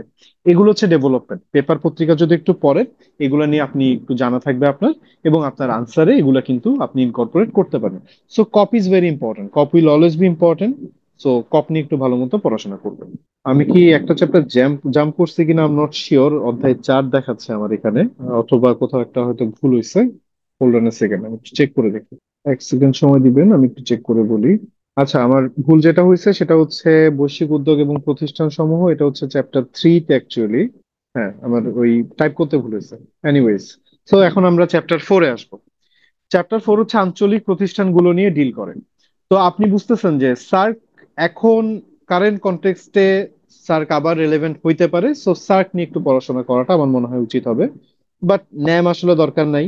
ইউরোপিয়ান ইউনিয়ন আপাতত খুব একটা রেলেভেন্ট না, আমি হইলে বাদ দিতাম। ওআইসিটা নিয়ে একটু পড়াশোনা করবেন, এটা ইম্পর্টেন্ট। ওপেক দরকার নাই। পরবর্তী যে অর্গানাইজেশন গুলো লিখছি, আজিয়ান পড়তে পারেন, বিমস্টেক পড়তে পারেন। ইউরোপিয়ান ইউনিয়ন খুব একটা দরকার নাই, আজিয়ান আবার লিখছি বাদ দিলাম। এপেক খুব একটা দরকার নাই, আফ্রিকান ইউনিয়ন খুব একটা দরকার নাই, গালফ কোঅপারেশন কাউন্সিল খুব একটা ইম্পর্টেন্ট আমি বলবো না, কমনওয়েলথ আমি খুব একটা ইম্পর্টেন্ট বলবো না। আর সিপি আপাতত kind of less relevant, but এটা একটু পড়তে পারেন। জান আপনাদের অনেক কিছু কমাই দিলাম, এবং পড়ার সময় কি কি পড়বেন লিখে দিচ্ছি পাশে। এটার ফরমেশনটা বুঝতে হবে, এটার কি উদ্দেশ্য বা অবজেক্টিভ সেটা বুঝতে হবে, এটার অ্যাক্টিভিটিস গুলো জানতে হবে, এটার যে সাফল্য এবং ব্যর্থতা সেটা নিয়ে আপনার লিখতে হবে। সো এই জিনিসগুলো যেন আপনি কভার করতে পারেন। সো আমার পরামর্শ হবে আঞ্চলিক প্রতিষ্ঠানগুলোর মধ্যে অন্তত এই জিনিসগুলো মাস্ট আপনারা রেখে যাবেন। ও আচ্ছা, আরো কিছু বাদ রয়ে গেছে। সাফটা যেহেতু সার্ক পড়বেনই, সো এটা উনি একটু পড়তে পারেন। আফটা খুব বেশি ইম্পর্টেন্ট বলবো না, সো আমি বাদ দিব, আমার সময় কম। নেটো নেটো নেটো নিয়ে যদি আসে, আসলে যেটা আসবে সেটা হচ্ছে ইস্টওয়ার্ড এক্সপ্যানশন যে হচ্ছে কারেন্টলি, যেটার কারণে আসলে ইউক্রেন রাশিয়া যুদ্ধটা লাগলো, এটা নিয়ে হয়তো কিছু আসতে পারে। সো একটু পড়াটা মনে হয় ভালো হবে। সো নেটোটা একটু পড়বেন। এরপর আমরা যদি চ্যাপ্টার 5-এ যাই, যেটা হচ্ছে যেখান থেকে মেইনলি আপনাদের প্রশ্ন বেশি আসে, এই চ্যাপ্টারটা কমপ্লিটলি আপনাদের ভালো মতো কভার করতে হবে। এটা 5 স্টার। সো আপনারা বুঝতেছেন যে এখানে কি কি লাগতে পারে। ইরান এবং সৌদি আরবের যে প্রতিদ্বন্দ্বিতা এবং বর্তমান এই সম্পর্কের যে অবস্থা, এটা নিয়ে একটু পড়বেন। ইসরায়েল যে কারেন্টলি শুধুমাত্র প্যালেস্তাইন না, প্যালেস্তাইনের পাশাপাশি মধ্যপ্রাচ্যের অন্যান্য দেশে অ্যাটাক করছে, এবং এর ফলে আসলে ইমপ্লিকেশন কি কি সেগুলো নিয়ে আপনাদের ভালো মতো পড়তে হবে। ইরান ইসরায়েল যুদ্ধ, এখানে যুক্তরাষ্ট্রের যে ভূমিকা, অথবা যুক্তরাষ্ট্রের মধ্যপ্রাচ্য নীতি, মধ্যপ্রাচ্যের বিভিন্ন সশস্ত্র গোষ্ঠী, প্রত্যেকটা জিনিস আপনার পড়তে হবে। একই সাথে যোগ করবেন যে ট্রাম্প যে রিসেন্টলি 20 পয়েন্ট লঞ্চ করলো, ট্রাম্পস পিস প্ল্যানটা, এটা নিয়ে অবশ্যই পড়তে হবে আপনার। একই সাথে যে আমরা একটা আর্মাস্টিস দেখতেছি, অর্থাৎ অস্ত্রবিরতি, সেটা নিয়ে একটু পড়বেন। এটার কি অবস্থা এবং যুদ্ধে অ্যাকচুয়ালি কতজন মারা গেছে।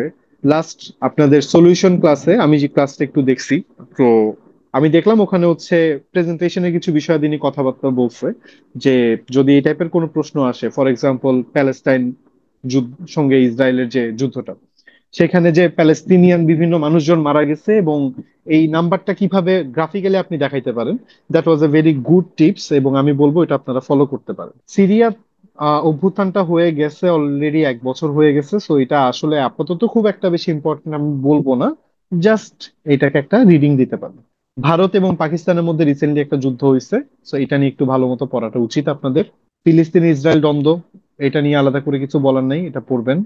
আফগানিস্তান নিয়ে যে কারেন্টলি ইন্ডিয়ার সঙ্গে আফগানিস্তানের ভালো সম্পর্ক এবং পাকিস্তানের সঙ্গে আফগানিস্তানের যে একটা ছোটখাটো যুদ্ধ হইলো, এই জিনিসটা প্রচন্ড ইম্পর্টেন্ট, সো এটা ভালো মতো পড়বেন। যুক্তরাষ্ট্র চীন ইস্যু, এটা অলরেডি আপনারা যখন আগের টপিক গুলো কভার করবেন দেখবেন অনেক কিছু আপনি পড়ে ফেলছেন, জাস্ট জিনিসটা একটু ফার্ম আপ করতে হবে, কিছু নতুন টপিক নিয়ে আসতে হবে। বাণিজ্য যুদ্ধের ব্যাপারটা নিয়ে আসবেন এখানে।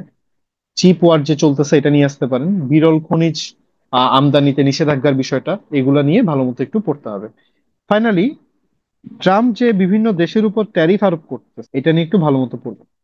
এটা আপনাদের জন্য বেশ ইম্পর্টেন্ট হইতে পারে। এখানে আরো অনেক কিছু দিয়েছি, সো আমি আলাদা করে জাস্ট একটা দুইটা একটু বলে দেই। যার মধ্যে ইম্পর্টেন্ট যেটা, সেটা হচ্ছে দক্ষিণ চীন সাগরের যে ভূরাজনীতিটা, সেটা বিশ্বব্যাপী ডানপন্থা, এটা খুবই ইম্পর্টেন্ট, এটা একটু ভালো মতো পড়বেন। এবং বর্তমানে আমরা যে এশিয়াতে, বিশেষ করে সাউথ এশিয়াতে দেখতেছি যে বিভিন্ন দেশের সরকারের উপর জনগণের অনাস্থা প্রকাশ এবং একটা ভায়োলেন্ট ইরাপশন অফ প্রোটেস্ট, এই জিনিসটা অনেকটা আরব বসন্তের সঙ্গে মিলে।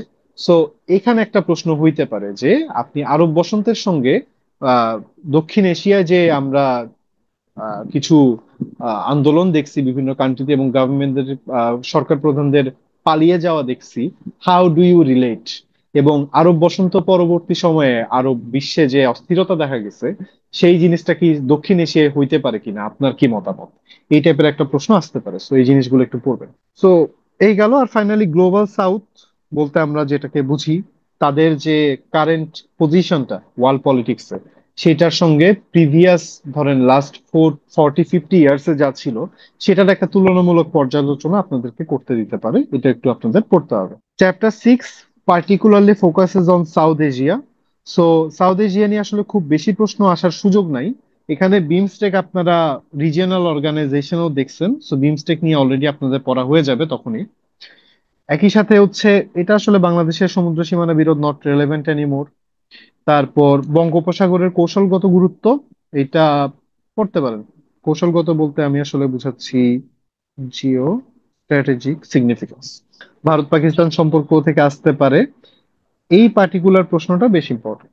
অ্যাজ এ হোল সাউথ এশিয়াতে যে প্রবলেম গুলা ফেস করতেছি কান্ট্রিজ গুলো পারস্পরিক বিভিন্ন ডিফারেন্সেস এর কারণে, এবং ধর্মীয় উগ্রবাদিতার যে উত্থান আমরা বিভিন্ন দেশে দেখতেছি, এই জিনিসটা শান্তি এবং নিরাপত্তাকে কিভাবে বিঘ্নিত করছে, এই জিনিসটা থেকে প্রশ্ন আসার ভালো একটা সুযোগ আছে। তো এটা একটু ভালো মতো পড়বেন। ফাইনালি বাংলাদেশকে নিয়ে যে টপিকটা, এখানে আসলে কি কি আসতে পারে, অবশ্যই পররাষ্ট্রনীতি নিয়ে একটা প্রশ্ন আসতে পারে। এটা একটু ডিটেলসে পড়বেন আপনারা। বাংলাদেশের ভৌগোলিক অবস্থার কারণে কি কি সমস্যা আছে বা কি কি সম্ভাবনা আছে, এই জিনিসগুলো নিয়ে প্রশ্ন আসতে পারে।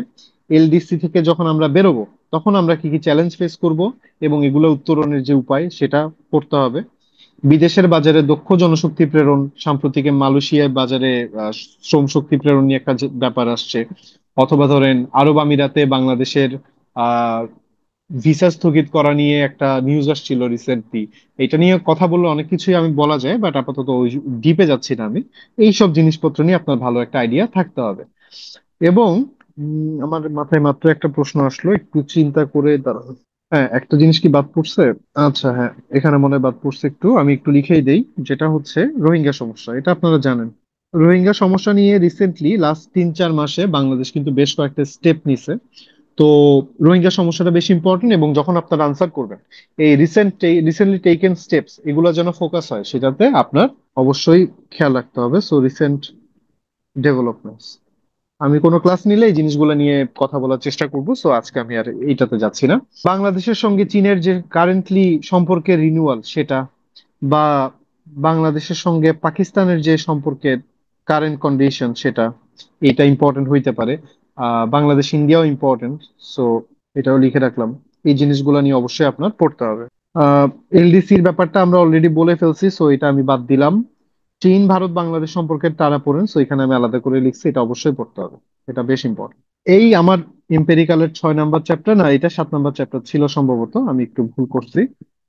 তো এই গেল, এই হইলো আমার এম্পেরিক্যালের টোটাল সিলেবাস। আমি চেষ্টা করছি আপনাদের জন্য যতটুকু সম্ভব সিলেবাসের ব্যাপ্তিটা কমায় আনার, অ্যাটলিস্ট এম্পেরিক্যাল পার্টে। কিন্তু একটা মজার জিনিস আমি আপনাদেরকে বলি, এম্পেরিক্যাল পার্ট যার ভালো মতো পড়া থাকবে, সে অ্যাডভান্টেজটা পাবে হচ্ছে প্রবলেম সলভিং এ, সেটাতে আমি একটু পরে যাচ্ছি।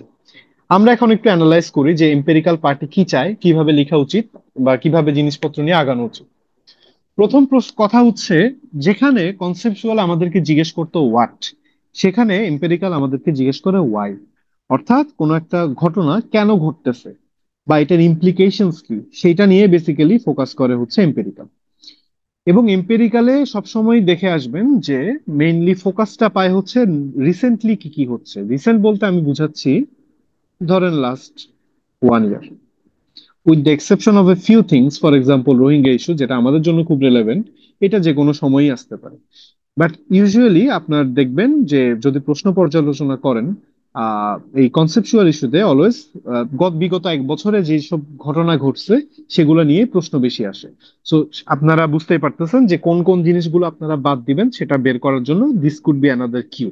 যখন আপনি আনসার করবেন, আপনার যিনি প্রশ্নকর্তা তিনি বেসিক্যালি অন্তত এই এম্পেরিক্যাল পার্টে চান যে আপনি একটা ওয়েল রাউন্ডেড এবং ওয়েল ইনফর্মড আনসার যেন দেন। এবং ওই আনসারটাতে কি কি থাকবে? ওই আনসারে অবশ্যই ম্যাপ থাকতে হবে, যদি রেলেভেন্ট হয়। ম্যাপ দেওয়াটা বেশ ভালো একটা practice in this cases. Data যদি রেলেভেন্ট হয় অবশ্যই দিবেন। এক্সাম্পল বা এক্সপার্ট অপিনিয়ন অবশ্যই দিবেন। এবং এই জিনিসটা কোনোভাবেই বাদ দেওয়া যাবে না, যেটা হচ্ছে আপনার নিজের একটা অ্যানালিসিস, যে আপনি কি মনে করেন। এটা একদম লাস্টে দিবেন আপনারা কনক্লুশনের আগে। তো এইটা যেন ইনক্লুডেড থাকে, বেশ ইম্পর্টেন্ট এখানেও। এবং এখানে বিশেষ করে আমরা যে কোনো একটা ঘটনাকে থিওরি গুলোর সঙ্গে রিলেট করার চেষ্টা করব। এখন থিওরি সঙ্গে রিলেট করাটা হয়তো শুনে আপনার কঠিন লাগতে পারে, বাট একটু যদি ভাবেন, এটা খুব কঠিন কিছু না। থিওরি খুব বেশি নাই। আপনারা যদি ভালো মতো পড়েন তাহলে দেখবেন 7 থেকে 8টা থিওরির বেশি নাই। বাস্তববাদ, উদারতাবাদ, বাস্তববাদের আবার কয়েকটা টাইপ আছে, নিউ রিয়েলিজম আছে, উদারতাবাদেরও বেশ কয়েকটা টাইপ আছে, ফাংশনালিজম, স্ট্রাকচারালিজম, ফেমিনিজম থিওরি বলে একটা বিষয় আছে ইন্টারন্যাশনাল রিলেশনসে। সো আপনারা যে কোনো একটা থিওরি এইসব ঘটনার সঙ্গে চাইলেই কিন্তু রিলেট করতে পারেন। সো এইটা একটু মাথায় রাখবেন যে যখনই আনসার করবেন এই রিলেশনের বিষয়টা। এখন একটা এক্সাম্পল যদি আমরা দেখি যে কেমন প্রশ্ন আসতে পারে, তো আমি জাস্ট একটা এক্সাম্পল নিজের মাথা থেকে দিলাম, যেটা হচ্ছে what are the potential regional and global implications বা ramifications of the Saudi Pakistan defence pact. তো এখানে কিন্তু প্যাক্ট জিনিসটা কি সেটা জানতে চায় না, এখানে জানতে চাচ্ছে এই প্যাক্টের ফলে আঞ্চলিক এবং বৈশ্বিক কি কি প্রভাব আমরা দেখতে পাবো, আপনি কি মনে করেন সেটা।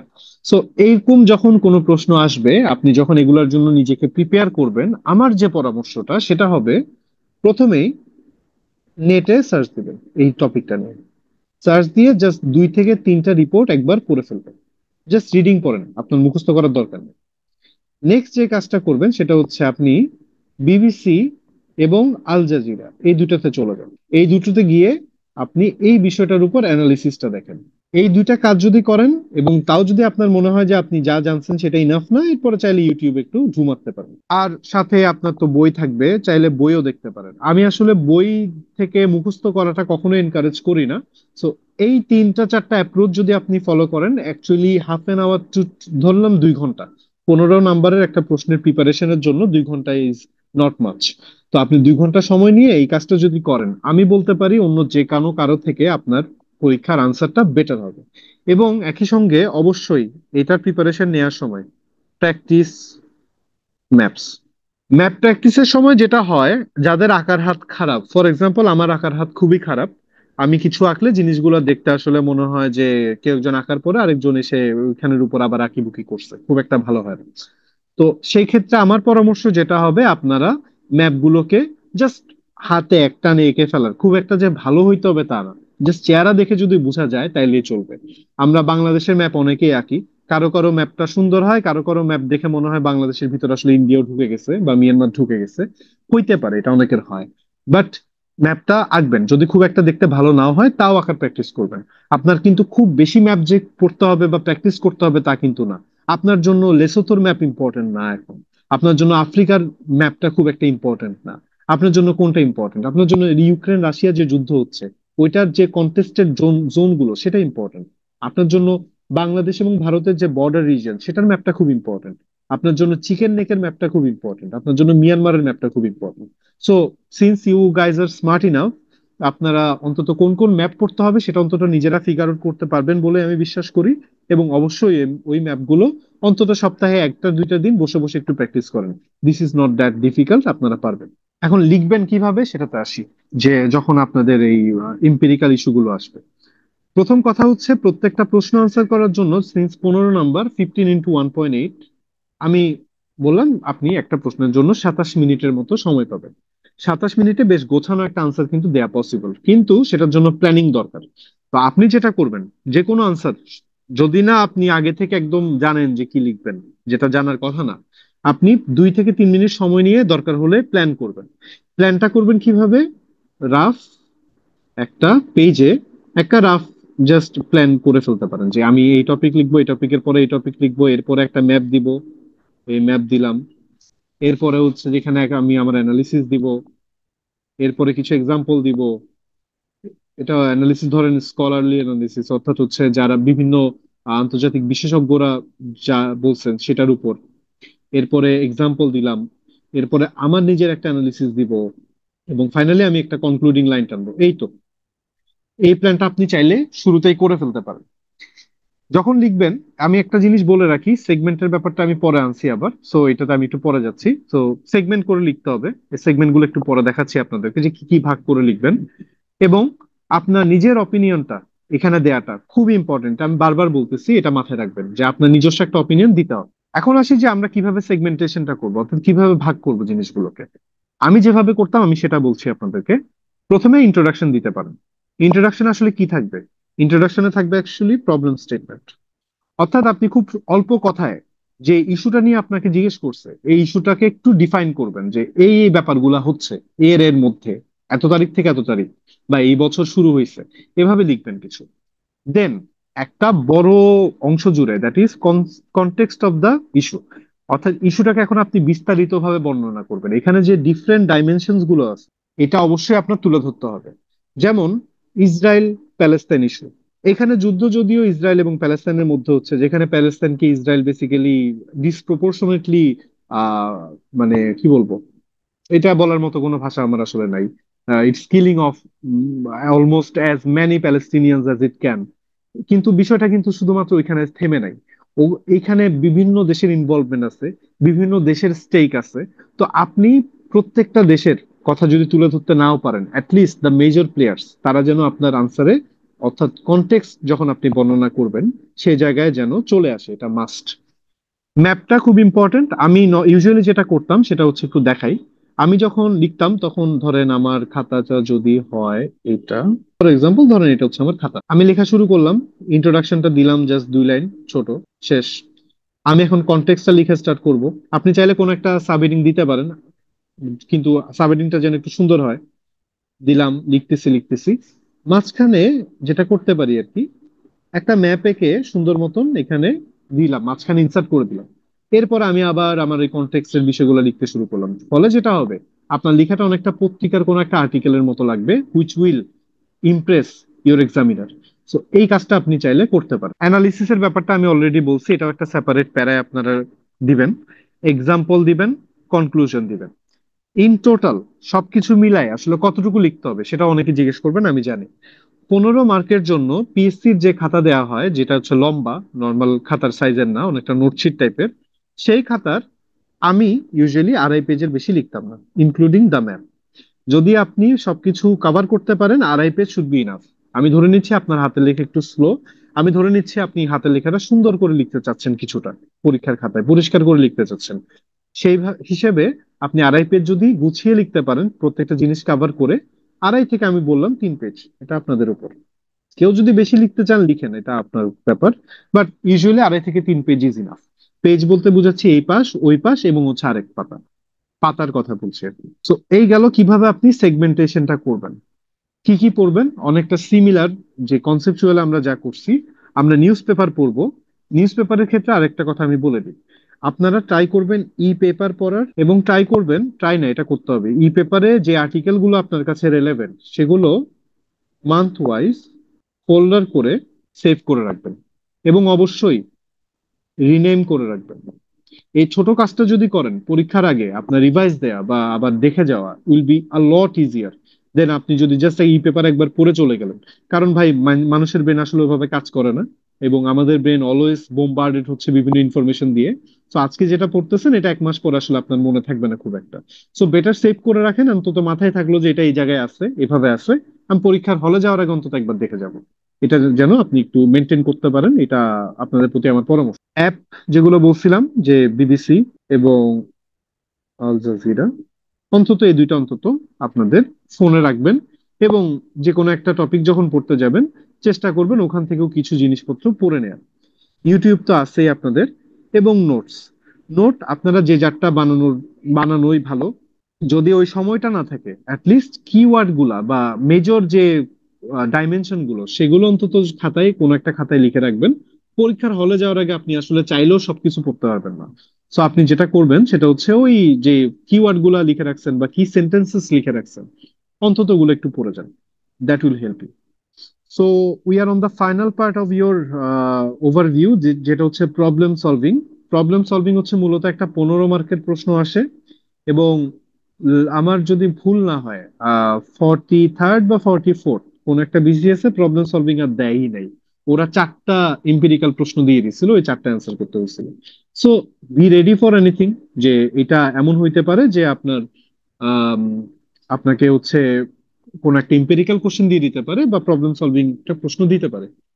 প্রবলেম সলভিং যখন আসবে তখন মেইনলি আপনাকে বলবে আইদার পলিসি পেপার রেডি করতে, বা কনসেপ্ট নোট রেডি করতে, বা কান্ট্রি পজিশন রেডি করতে। সমস্যা হচ্ছে আমাদের যারা অ্যাসপিরেন্ট আছেন তাদের মনে হয় যে এই এক একটা জিনিসের জন্য তো এক একটা ফরম্যাট বা এক একটা স্টাইল ফলো করতে হবে, এত কিছু আমি কেমনে মাথায় নিব। আমি বলবো এগুলো নিয়ে একদমই বদার হওয়ার দরকার নেই। আপনার হাতের সামনে যে বইটা আছে, ওই বইটা যে ফরম্যাট দেওয়া আছে জাস্ট ফলো দ্যাট, কোনো সমস্যা নাই। কারণ কি, আপনাদের খাতা, আপনাদের যে জীবনে পলিসি পেপার নিয়ে কাজ করা হয় না বা কনসেপ্ট নোট নিয়ে কাজ করা হয় না, এটা আপনাদের এক্সামিনারও জানে। মানে খাতা যে কাটতেছে সেও যেমন জানে, এবং প্রশ্ন যে করছে সেও জানে। এটা নিয়ে আপনার নাম্বার নিয়ে বিচলিত হওয়ার কিছু নাই। আমি একটা স্ট্রাকচার দিয়ে দিচ্ছি, you can follow that. So আমি মেইনলি পলিসি পেপার বা কনসেপ্ট নোটের একটা স্ট্রাকচার আপনাদেরকে দিয়ে দিচ্ছি। বাট আবারও বলতেছি, এখানে বদার হওয়ার কিছু নাই, স্ট্রাকচারটা ইম্পর্টেন্ট যতটুকু, এর চেয়ে কি লিখতেছেন সেটা অনেক বেশি ইম্পর্টেন্ট। সো এটা আমি বললাম যে যে কোনো একটা বই ফলো করলেই চলবে। তো 2 বছর চলে আসছে, এখন আসে একটা স্যাম্পল স্ট্রাকচার দেখি। এটা ইউজুয়ালি সেট ফরম্যাট, আপনি চাইলে এই ফরম্যাটটাই ফলো করতে পারেন। প্রথমে যেটা করবেন সেটা হচ্ছে আপনার যে প্রবলেমটা আপনাকে দিছে সেটাকে ডিফাইন করতে হবে। অর্থাৎ আপনি যেটা ধরেন, আপনাকে বললো রোহিঙ্গা ইস্যু নিয়ে একটা পলিসি পেপার বা কনসেপ্ট পেপার রেডি করতে। প্রথম যে প্যারা এখানে 3 থেকে 4টা লাইনে আপনি রোহিঙ্গা ইস্যুটা কেন বাংলাদেশের জন্য এতটা পার্টিনেন্ট সেটা একটু ডিসক্রাইব করবেন। 3 থেকে 4 লাইন। আপনি বলতে পারেন যে 2017 সালে প্রথম প্রথম না, মানে অনেকবারই আসছে, কিন্তু 2017 সালে একটা মাস এক্সোডাস হয়েছে, যার ফলে রোহিঙ্গারা দলে দলে বাংলাদেশে এসে আশ্রয় নিছে, এবং ওই সংখ্যাটা কারেন্টলি হচ্ছে 1.3 মিলিয়ন। বাংলাদেশে সিভিয়ার একটা রিসোর্স কনস্ট্রেন্ট আছে। এই রিসোর্স কনস্ট্রেন্টটা নিয়ে বাংলাদেশ তাও এই জনগোষ্ঠীকে দীর্ঘদিন ধরে শেল্টার দিয়ে আসতেছে, কিন্তু বর্তমানে অবস্থাটা খুবই খারাপ। ইউএস এর ফান্ডিং কাটের কারণে এই রোহিঙ্গাদের ভরণ পোষণটা প্রতিনিয়ত ডিফিকাল্ট হচ্ছে, এবং এর ফলে বেশ কিছু সিকিউরিটি এবং হচ্ছে নেচারাল রিপারকাশন আমরা ফেস করব। এইটা হচ্ছে আমার প্রবলেম। আমি জাস্ট একটা এক্সাম্পল দিলাম। এরপর আমরা চলে যাব ব্যাকগ্রাউন্ডে। এই ব্যাকগ্রাউন্ডে আমরা তাহলে কি কি আনতে পারি? ব্যাকগ্রাউন্ডটা হবে ইউজুয়ালি একটা প্যারাগ্রাফ, বা চাইলে আপনি 2টা বা 3টা প্যারাগ্রাফও চাইলে ভাগ করতে পারেন, এটা আপনার ইচ্ছা মতন। আহ, আমি লিখলাম 3 or 4 paragraph, so that you can explain all the dimensions. ব্যাকগ্রাউন্ডে আমরা মোটামুটি ওই ঘটনার যা বিস্তারিত আমরা জানি সবকিছু তুলে ধরবো, সবগুলো ডাইমেনশন সহ। ব্যাকগ্রাউন্ডই হচ্ছে আপনার এই প্রবলেমটাকে বেসিক্যালি, আমি যেটাকে ডিফাইন করছি এটাকে একটা বডি দিবে। এরপর আমরা জাস্ট এক পারায় বর্তমান সিচুয়েশনটা কি সেটা অ্যানালিসিস করব, যে কারেন্টলি আসলে কেন সমস্যাগুলো ক্রিয়েট হচ্ছে বা কি কি সমস্যা ক্রিয়েট হচ্ছে সেটা। এরপরে আসবে আমার সবচেয়ে ইম্পর্টেন্ট পার্ট, যেটার উপর বেসিক্যালি আপনার ম্যাক্সিমাম মার্কিংটা ডিপেন্ড করবে, সেটা হচ্ছে রেকমেন্ডেশন। আপনি যে সমস্যাটার কথা বলছে ওই সমস্যাটার জন্য কিছু রেকমেন্ডেশন দিবেন, এবং রেকমেন্ডেশন গুলো ইউজুয়ালি আমরা বুলেট পয়েন্টে দেই। সো বুলেট পয়েন্টে রেকমেন্ডেশন গুলো দিবেন। এবং আমরা পলিসি পেপার বা কনসেপ্ট নোট বা কান্ট্রি পজিশন যখন দেই তখন আসলে কোনো কনক্লুশন দেই না, সো কনক্লুশন না দেওয়াটাই ভালো। কনক্লুশন আমরা অ্যাভয়েড করবো। তো প্রবলেম সলভিং এ আমরা চাইলে ডেটা ইউজ করতে পারি, এটা কোনো সমস্যা না, কারণ কোনো একটা সমস্যাকে যদি আমি ডিফাইন করতে চাই we do need the data, so ওইটা রিলেভেন্ট। কিন্তু প্রবলেম সলভিং এ আমরা কখনো কোনো ম্যাপ ইউজ করি না, সো ম্যাপ ইউজ করাটা আপনি অ্যাভয়েড করতে পারেন। এবং আবারও বলতেছি, বারবার বলতেছি, recommendation is very important here, so রেকমেন্ডেশনটা অবশ্যই দিবেন। রেকমেন্ডেশন কিভাবে লিখতে হয় সেটা নিয়ে আমরা প্রবলেম সলভিং নিয়ে এক্সট্রা যদি কোনো ক্লাস নেই সেই ক্ষেত্রে আমি এই জিনিসটা নিয়ে ডিসকাস করবো। ওকে, সো বিশাল স্লাইড ছিল, বাট আমি চেষ্টা করছি যত তাড়াতাড়ি সম্ভব কভার করার, সিন্স আপনাদের টাইমও খুব লিমিটেড। এখন আমি আপনাদের প্রশ্ন উত্তর গুলো নিব। সিন্স হাতে কিছুটা সময় আছে, আমি একটু যা যা প্রশ্ন আছে মাথায় চিন্তা ভাবনা করে করতে থাকেন, আমি এখন আনসার দিব। ওকে, আচ্ছা, আমি তাহলে একটা একটা করে শেষ করি। শুরু থেকে আসি। আচ্ছা, সো 4 মার্কসের জন্য কত পেজ লেখা ভালো? আপনি 1 পেজের বেশি কখনোই যাবেন না। চাইলে 1 পেজের একটু, আচ্ছা, 30 দিন আছে, so you guys will have to struggle একটু, সত্যি কথা বলতে, বিটার ট্রুথ। এখন পিএসসি যে কাজটা করছে আমি আসলে এটা একদমই সাপোর্ট দিতে পারতেছি না, জিনিসটা আপনাদের জন্য খুব অমানবিক হয়েছে। আমি স্টুডেন্ট হইলে বা আমি অ্যাসপিরেন্ট হইলে আসলে আমারও খারাপ লাগতো। এবং এই স্লাইডটা যখন আমি বানাচ্ছিলাম, টু বি অনেস্ট, আমার বেশ মায়া লাগতেছিল আপনাদের জন্য। বাট যেটা এখন, you have to deal with the things at hand আর কি, যেটা আপনাদের সামনে আছে এটার উপর বেস করে হচ্ছে আপনারা আগাবেন। সো এখানে আসলে আর কিছু বলার নাই। আল্লাহ আল্লাহ করেন, যে সময়টা আছে এটা ফুলি ইউটিলাইজ করার ট্রাই করেন। আচ্ছা, 4 মার্কসের জন্য কত পেজ লিখতে হবে জিজ্ঞেস করছেন একজন ভাই বা আপু। তো 4 মার্কের জন্য আপনারা চেষ্টা করবেন, এটা যে লম্বা খাতাটা আছে পিএসসি সেটার 1 পেজ লিখলে ইনাফ। 1 পেজের একটু কম হলেও কোনো সমস্যা নেই। আমি ইউজুয়ালি 1 পেজ লিখতাম, যদি আপনার হাতের লেখা বড় হয় সেক্ষেত্রে আপনি 1.5 পেজ পর্যন্ত লিখতে পারেন। ডিপেন্ড করবে আপনার হাতের স্পিড কেমন, এবং আপনার যে প্রশ্নটা দিছে সেটা নিয়ে আপনার ধারণা কেমন সেটার উপর। যে জিনিসটা নিয়ে জানেন না সেটা নিয়ে তো খুব বেশি লিখতে পারবেন না। আপনি 7 মিনিটে যতটুকু লিখতে পারেন ততটুকু লিখবেন, সিন্স আপনি 7.2 মিনিটস টাইম পাচ্ছেন, চেষ্টা করবেন 7 মিনিটের মধ্যে র্যাপ আপ করার। এখন এর মধ্যে যদি আপনি 5 পেজ লিখতে পারেন লিখেন, কেউ কিছু বলবে না। কিন্তু একটা জিনিস বলি, যে 10টা প্রশ্ন আপনি লিখবেন চেষ্টা করবেন সবগুলোর লেংথ যেন মোরলেস কাছাকাছি হয়, তাহলে একটা কোহেশন থাকবে। যদি আপনি প্রথম প্রশ্নের উত্তর খুশি মতো 3 পেজ লিখলেন, লাস্টেরটা লিখলেন 1.5 পেজ বা 1 পেজ, সেটা আসলে ভালো দেখাবে না, এটা আপনাকে ইম্প্যাক্ট করবে। হ্যাঁ, আই থিঙ্ক জনি হ্যারিস, হ্যাঁ, একজন লিখলেন কমেন্ট বক্সে যে চ্যানেলটার নামটা কি। Thank you so much. এটা খুব সম্ভবত জনি হ্যারিস, আমি পরে চেক করে দেখতেছি এবার। এ, আচ্ছা, একজন বলতেছেন সাবস্ক্রাইব করতে গিয়ে সাবস্ক্রাইব করা আছে দেখছেন, বাট জীবনে ভিডিও দেখেন নাই। স্টার্ট ওয়াচিং, এগুলো আপনাদের আরো আগে থেকে দেখা উচিত ছিল। দাগানো পিডিএফটা দিব লাস্ট ক্লাসে, আমার ট্যাব একটু ম্যালফাংশন করছিল, যা দাগানো ছিল সব চলে গেছিল, আমি দাগানোটা আপনাদেরকে দিয়ে দিব। টেনশনের কিছু নাই। আচ্ছা, আমি মান্থ ওয়াইজ সেভ করতে বলছিলাম, তবে একজন যে আইডিয়াটা দিল আই থিঙ্ক ইটস বেটার, আপনারা টপিক ওয়াইজ সেভ করতে পারেন। ফর এক্সাম্পল ধরেন ইসরায়েল প্যালেস্টাইন ইস্যু, আপনি 3-4টা আর্টিকেল পড়লেন, আপনার কাছে মনে হলো এই পার্টিকুলার আর্টিকেলটা ইম্পর্টেন্ট, এটা আপনি জাস্ট ডেট দিয়ে এবং টপিকের নাম লিখে একটা আলাদা প্যালেস্টাইন ইস্যু নামের ফোল্ডারে সেভ করে রাখতে পারেন। That is very important. আচ্ছা, আমি ইয়ে করি, নিচে নেমে গেছে। আচ্ছা, একজন জিজ্ঞেস করছেন 3 পাতা নাকি 3 পৃষ্ঠা। পাতা মানে তো বুঝেন এক সাইড। সো আপনি এক সাইড লিখলেন, এটা 1 পাতা, পরেরটাতে লিখলেন ওটা 2 পাতা হইলো, পরেরটাতে লিখলেন 3 পাতা। আমি 3 পাতা বুঝাইছি, 3 পৃষ্ঠা না। আপনি যদি লিখতে পারেন সমস্যা নাই। অ্যাকচুয়ালি 25 মিনিট টাইম পাওয়া গেলে আপনারা 4-5 পাতাও লিখার হয়তো ক্যাপাবিলিটি রাখেন। সো লিখতে পারেন। আমি আমার হিসেবে বললাম আর কি, ধরেন আপনি খুব সুন্দর করে লিখতে চাচ্ছেন এবং হচ্ছে যে জাস্ট কি পয়েন্ট গুলো লিখবেন, সিন্স টাইম কম আপনারা আসলে খুব বেশি পড়তে পারবেন বলে আমার মনে হয় না। সো ওইটার উপর বেস করে লিখবেন। So it's up to you, but আমি পাতা বলছি, নট পৃষ্ঠা। আচ্ছা, হ্যাঁ, প্রথম আলো ই পেপার দেখতে পারেন।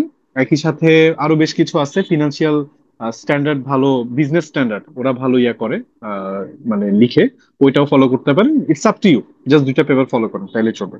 একজন জিজ্ঞেস করছেন পরীক্ষার কয় মাস আগের পেপার গুরুত্বপূর্ণ। আহ, আমি বলবো অ্যাটলিস্ট 6 মান্থস। আর একটু বেশি পেছনে যাইতে পারেন, বাট অ্যাটলিস্ট 6 মান্থস, 6 মান্থস হইলে চলবে আপনার, যেহেতু সময় কম। আপনি এভাবে তো আর পড়বেন না যে গত 6 মাসের আগের পেপার বের করে পড়া স্টার্ট করলেন, এটা করবেন না। আপনি যে টপিকটা নিয়ে পড়তেছেন সেটা লিখে সার্চ দিবেন, সেটার জন্য যে পেপারের আর্টিকেল গুলো আসছে সেখান থেকে পড়বেন। সো আই থিঙ্ক এই মাসের ব্যাপারটা ক্লিয়ার এখন। হ্যাঁ, আচ্ছা, এমপিরিক দেখেন, একটা জিনিস ক্লিয়ারলি বলি, আমরা যে পরীক্ষাগুলো দিচ্ছি সেগুলো হচ্ছে আসলে academic exam kind of.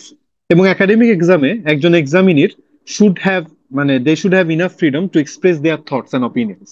So হ্যাঁ, যদি মনে হয় যে কোনো পার্টিকুলার বিষয়ে আপনার অপিনিয়নটা এই, তাহলে আপনি এভাবে তুলে ধরতে পারেন। তো হ্যাঁ, অবশ্যই আরফিন ভাই যেটা বলছে যে ভারতের রিজিওনাল হেজিমনি না হওয়ার পিছনে অন্যতম প্রধান কারণ সে ছোটগুলো রাষ্ট্রগুলোর সঙ্গে বৈরী আচরণ করে। This is very true. এবং আপনারা যদি এটার আনসারটা করতে যান, সেই ক্ষেত্রে আরেকটা এডিশনাল ইনফরমেশন আপনাদেরকে দিয়ে রাখি। আপনারা কৌটিল্যের নাম শুনছেন, অর্থশাস্ত্রের নাম ডেফিনেটলি শুনছেন, চাণক্যের নাম শুনছেন। ইন্ডিয়া কিন্তু এখনো তাদের ফরেন পলিসি অনেকটুকু ডিকটেট করে হচ্ছে এই থিওরি গুলো দিয়ে। সো আপনি চাইলে ওই থিওরি গুলো কিন্তু এখানে আনতে পারেন। কঠোর ভাষায় সমালোচনা, আচ্ছা, কঠোর বলতে তো আপনি ডেফিনেটলি সিভিল থাকবেন, সিভিল থেকে যতটুকু সমালোচনা আপনি করতে পারেন ইউ ক্যান ডু দ্যাট, সমস্যা নাই। কিন্তু সিন্স আপনি ইন্টারন্যাশনাল রিলেশনস পরীক্ষা দিচ্ছেন, এবং international relations is quite related to diplomacy, and since ডিপ্লোমেসিতে আমরা কিছু সুগার কোট করে কথা বলি, ইউফেমিজম ইউজ করি, এটা একটু মাথায় রেখে রেখে আনসারটা করলে ভালো হয়। খুব বেশি কঠোর হওয়ার দরকার নাই। আপনি জাস্ট 1-2 লাইনে নিজের যে নেগেটিভ এক্সপ্রেশনটা সেটা দিতে পারেন। পেপারের অল্টারনেটিভ কি মোহিত সম্পাদকীয় হতে পারে কিনা জিজ্ঞেস করছেন একজন। হ্যাঁ, হইতে পারে ভাই, কিন্তু প্রবলেম হচ্ছে কি, হার্ড কপিতে না, আপনি ধরেন 5 মাসে মোহিত সম্পাদকীয় আছে, আপনি ওই টপিক ওয়াইজ সেভ করার বিষয়টা কিন্তু তখন আর পারতেছেন না। সো এইটা পরীক্ষার আগে গিয়ে রিভিশন দিতে আপনার সমস্যা হবে, এটা যদি করেন আর কি, বাট হবে। যারা সময় কম দেখে পেপারে একটু প্যারা খাচ্ছেন, অর্থাৎ পেপার পড়তে আগ্রহ বোধ করতেছেন না বা ডিসকারেজড ফিল করতেছেন, ভাই অন্তত একটা পেপার পড়েন, দুইটা যদি পড়তে নাও পারেন অ্যাটলিস্ট একটা পেপার অন্তত পড়েন। নাইলে পরীক্ষায় আসলে আপনি আপডেটেড থাকবেন না আর কি। আচ্ছা, কান্ট্রিগুলো একজন জিজ্ঞেস করছেন যে কান্ট্রিগুলোর যে রিলেশন, এইটা কি নেটে থেকে পড়বেন, আল জাজিরা বিবিসি সার্চ করে পড়বেন, নাকি বই থেকে পড়বেন? সবগুলোর একটা মিক্সচার হইলেই ভালো। যেমন আপনি যদি চায়না ইউএসএ লিখে বিবিসি বা আল জাজিরাতে সার্চ দেন, সেই ক্ষেত্রে কিন্তু আপনারা বেশ কিছু আর্টিকেল পাবেন। এই 2-1টা আর্টিকেল পড়ে ফেলেন, দেন আপনার হাতে যে বইটা আছে ওইটা একটু পড়ে ফেলেন, মানে ওইখানে কি লিখছে দেখবেন, বই থেকে আপনি অ্যাকচুয়ালি ওই আর্টিকেল গুলোতে অনেক বেশি এডিশনাল ইনফরমেশন এবং বেটার অ্যানালিসিস আছে। So that could be helpful আর কি। আচ্ছা, টেকনিক্যালদের জন্য আন্তর্জাতিকে কত নাম্বার আশা করা ভালো? ভাই আপনার তো আশা করতে হবে পরীক্ষার উপর বেস করে। এবং আমি এখানে বলবো হচ্ছে টেকনিক্যাল বা জেনারেলের কথা চিন্তা করে লাভ নাই, এটার উপর বেস করেই তো আপনার মার্কিংটা হবে। সো যতটুকু তোলা যায়, আপনি হয়তো জেনারেলদের চেয়ে একটু কম গুরুত্ব দিতে পারেন, বাট আমি বলবো try to least cover what are in the syllabus. হ্যাঁ, পিএসসির এক্সাম স্ক্রিপ্টে মার্কিং করা থাকে লাস্ট। এই বিসিএস ও সম্ভবত পিএসসির এক্সামের খাতায় রুল টানা ছিল, মার্জিন ছিল। পলিসি পেপার ফরেন মিনিস্টার বরাবর লেখা হয় কিনা, না। পলিসি পেপারের বিষয়টা আমি একটু এক্সপ্লেন করি। পলিসি পেপার জিনিসটা হচ্ছে কোনো পার্টিকুলার বিষয়ে আপনার মিনিস্ট্রির যে পলিসি বা কান্ট্রির যে পলিসি সেটা রেডি করা। এটা পার্টিকুলার কারো বরাবর ইউজুয়ালি লেখা হয় না। আপনারা বললাম তো যে কোনো একটা বইয়ের যে কোনো একটা ফরম্যাট ফলো করেন। Do not worry about the number because of the structure, কারণ আপনাদের স্ট্রাকচার জানার আসলে কথা না। বাট সিন্স আপনাদের এই বিষয়টা নিয়ে যদি পরবর্তীতে তাও কনফিউশন থাকে, লেট মি নো। আমি চেষ্টা করব কোন একটা পলিসি পেপারের এক্সাক্ট ফরম্যাটটা আপনাদেরকে দিতে। বাট এত নিটিগ্রিটিজ আসলে আপনাদের দরকার হবে না। আচ্ছা, একজন বললেন যে ইন্টারন্যাশনাল ক্লাসগুলো সম্ভব হলে আমি যেন নেই। আসলে মেইন ইস্যু যেটা সেটা হচ্ছে অফিস এবং ক্লাস দুইটা মেনটেন করাটা কোয়াইট ডিফিকাল্ট, সো হয়তো এটা সম্ভব হবে না। বাট এটা হয়তো করা যাইতে পারে যে ইন্টারন্যাশনালের কোনো পার্টিকুলার ইস্যু বা পার্টিকুলার চ্যাপ্টারে যদি আপনাদের সমস্যা হয়, সেইটা আমি নেয়ার চেষ্টা করতে পারি। আচ্ছা, একজন প্রশ্ন করছেন এথনিক ক্লেনজিং বলতে আপনি কি বুঝেন, অ্যালগোরিদমে বিষয়ের সাথে কিভাবে সম্পর্কিত বলে মনে করেন, র্যামিফিকেশন তত্ত্ব, স্পিল ওভার ক্রিয়া, যে এর উপরে এক এক- আচ্ছা, তিনটা প্রশ্ন আছে। এই প্রশ্নগুলো সবগুলো আপনাদের বইতে available. Ethnic cleansing, genocide, pogrom, এই কয়েকটা টার্ম আছে। এই টার্মগুলোর ক্লিয়ার একটা ডেলিনিয়েশন আপনাদের দরকার।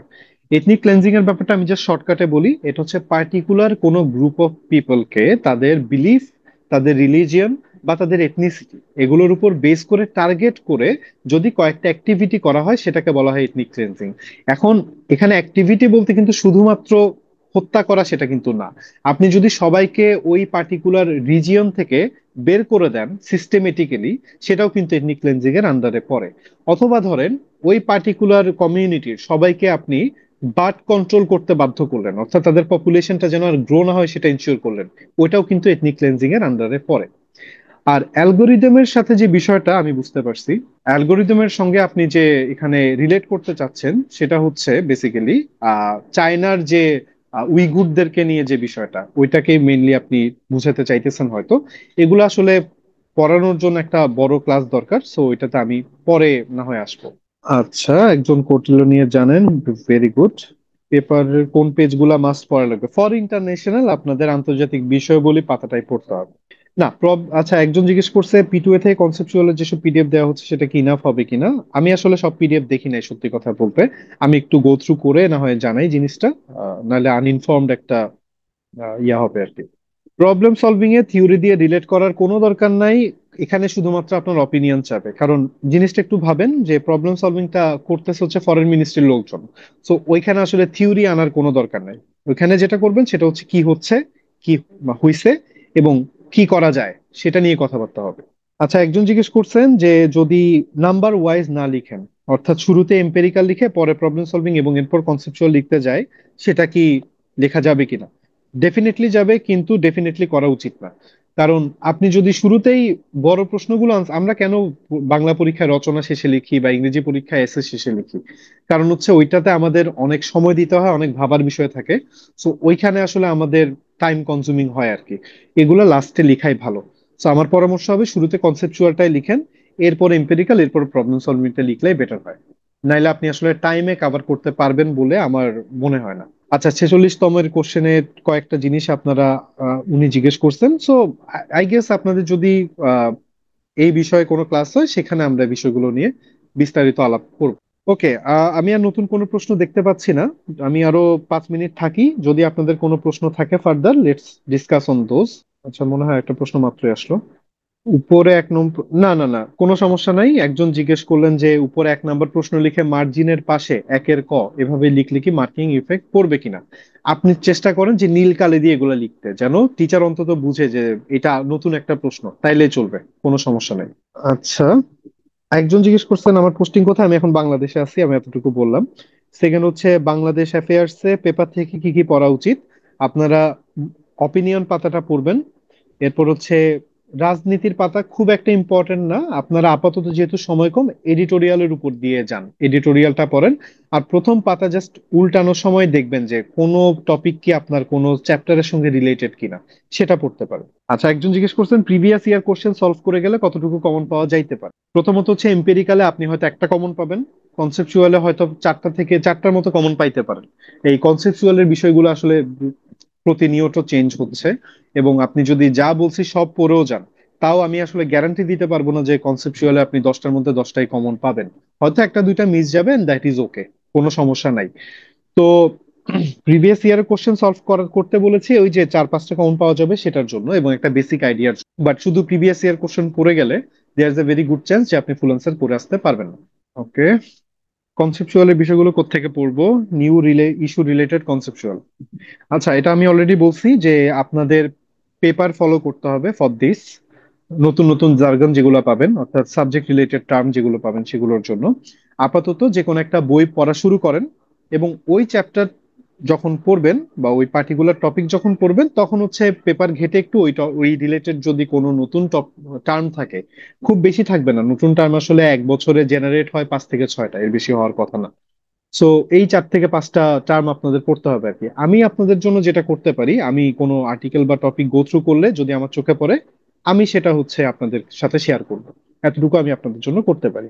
একজন লিখতেছে বেশি লিখতে গেলে ওনার হাতে লিখে ইম্প্যাক্ট পড়তেছে, এটা কি নাম্বারে ইফেক্ট করবে কিনা? অবশ্যই মনে রাখবেন যে যিনি খাতা কাটেন তার চোখের সামনে যদি একটা পরিষ্কার লেখা থাকে এবং একটা হজবড় লেখা থাকে, উনি পরিষ্কার লেখাটাকে প্রেফার করবেন।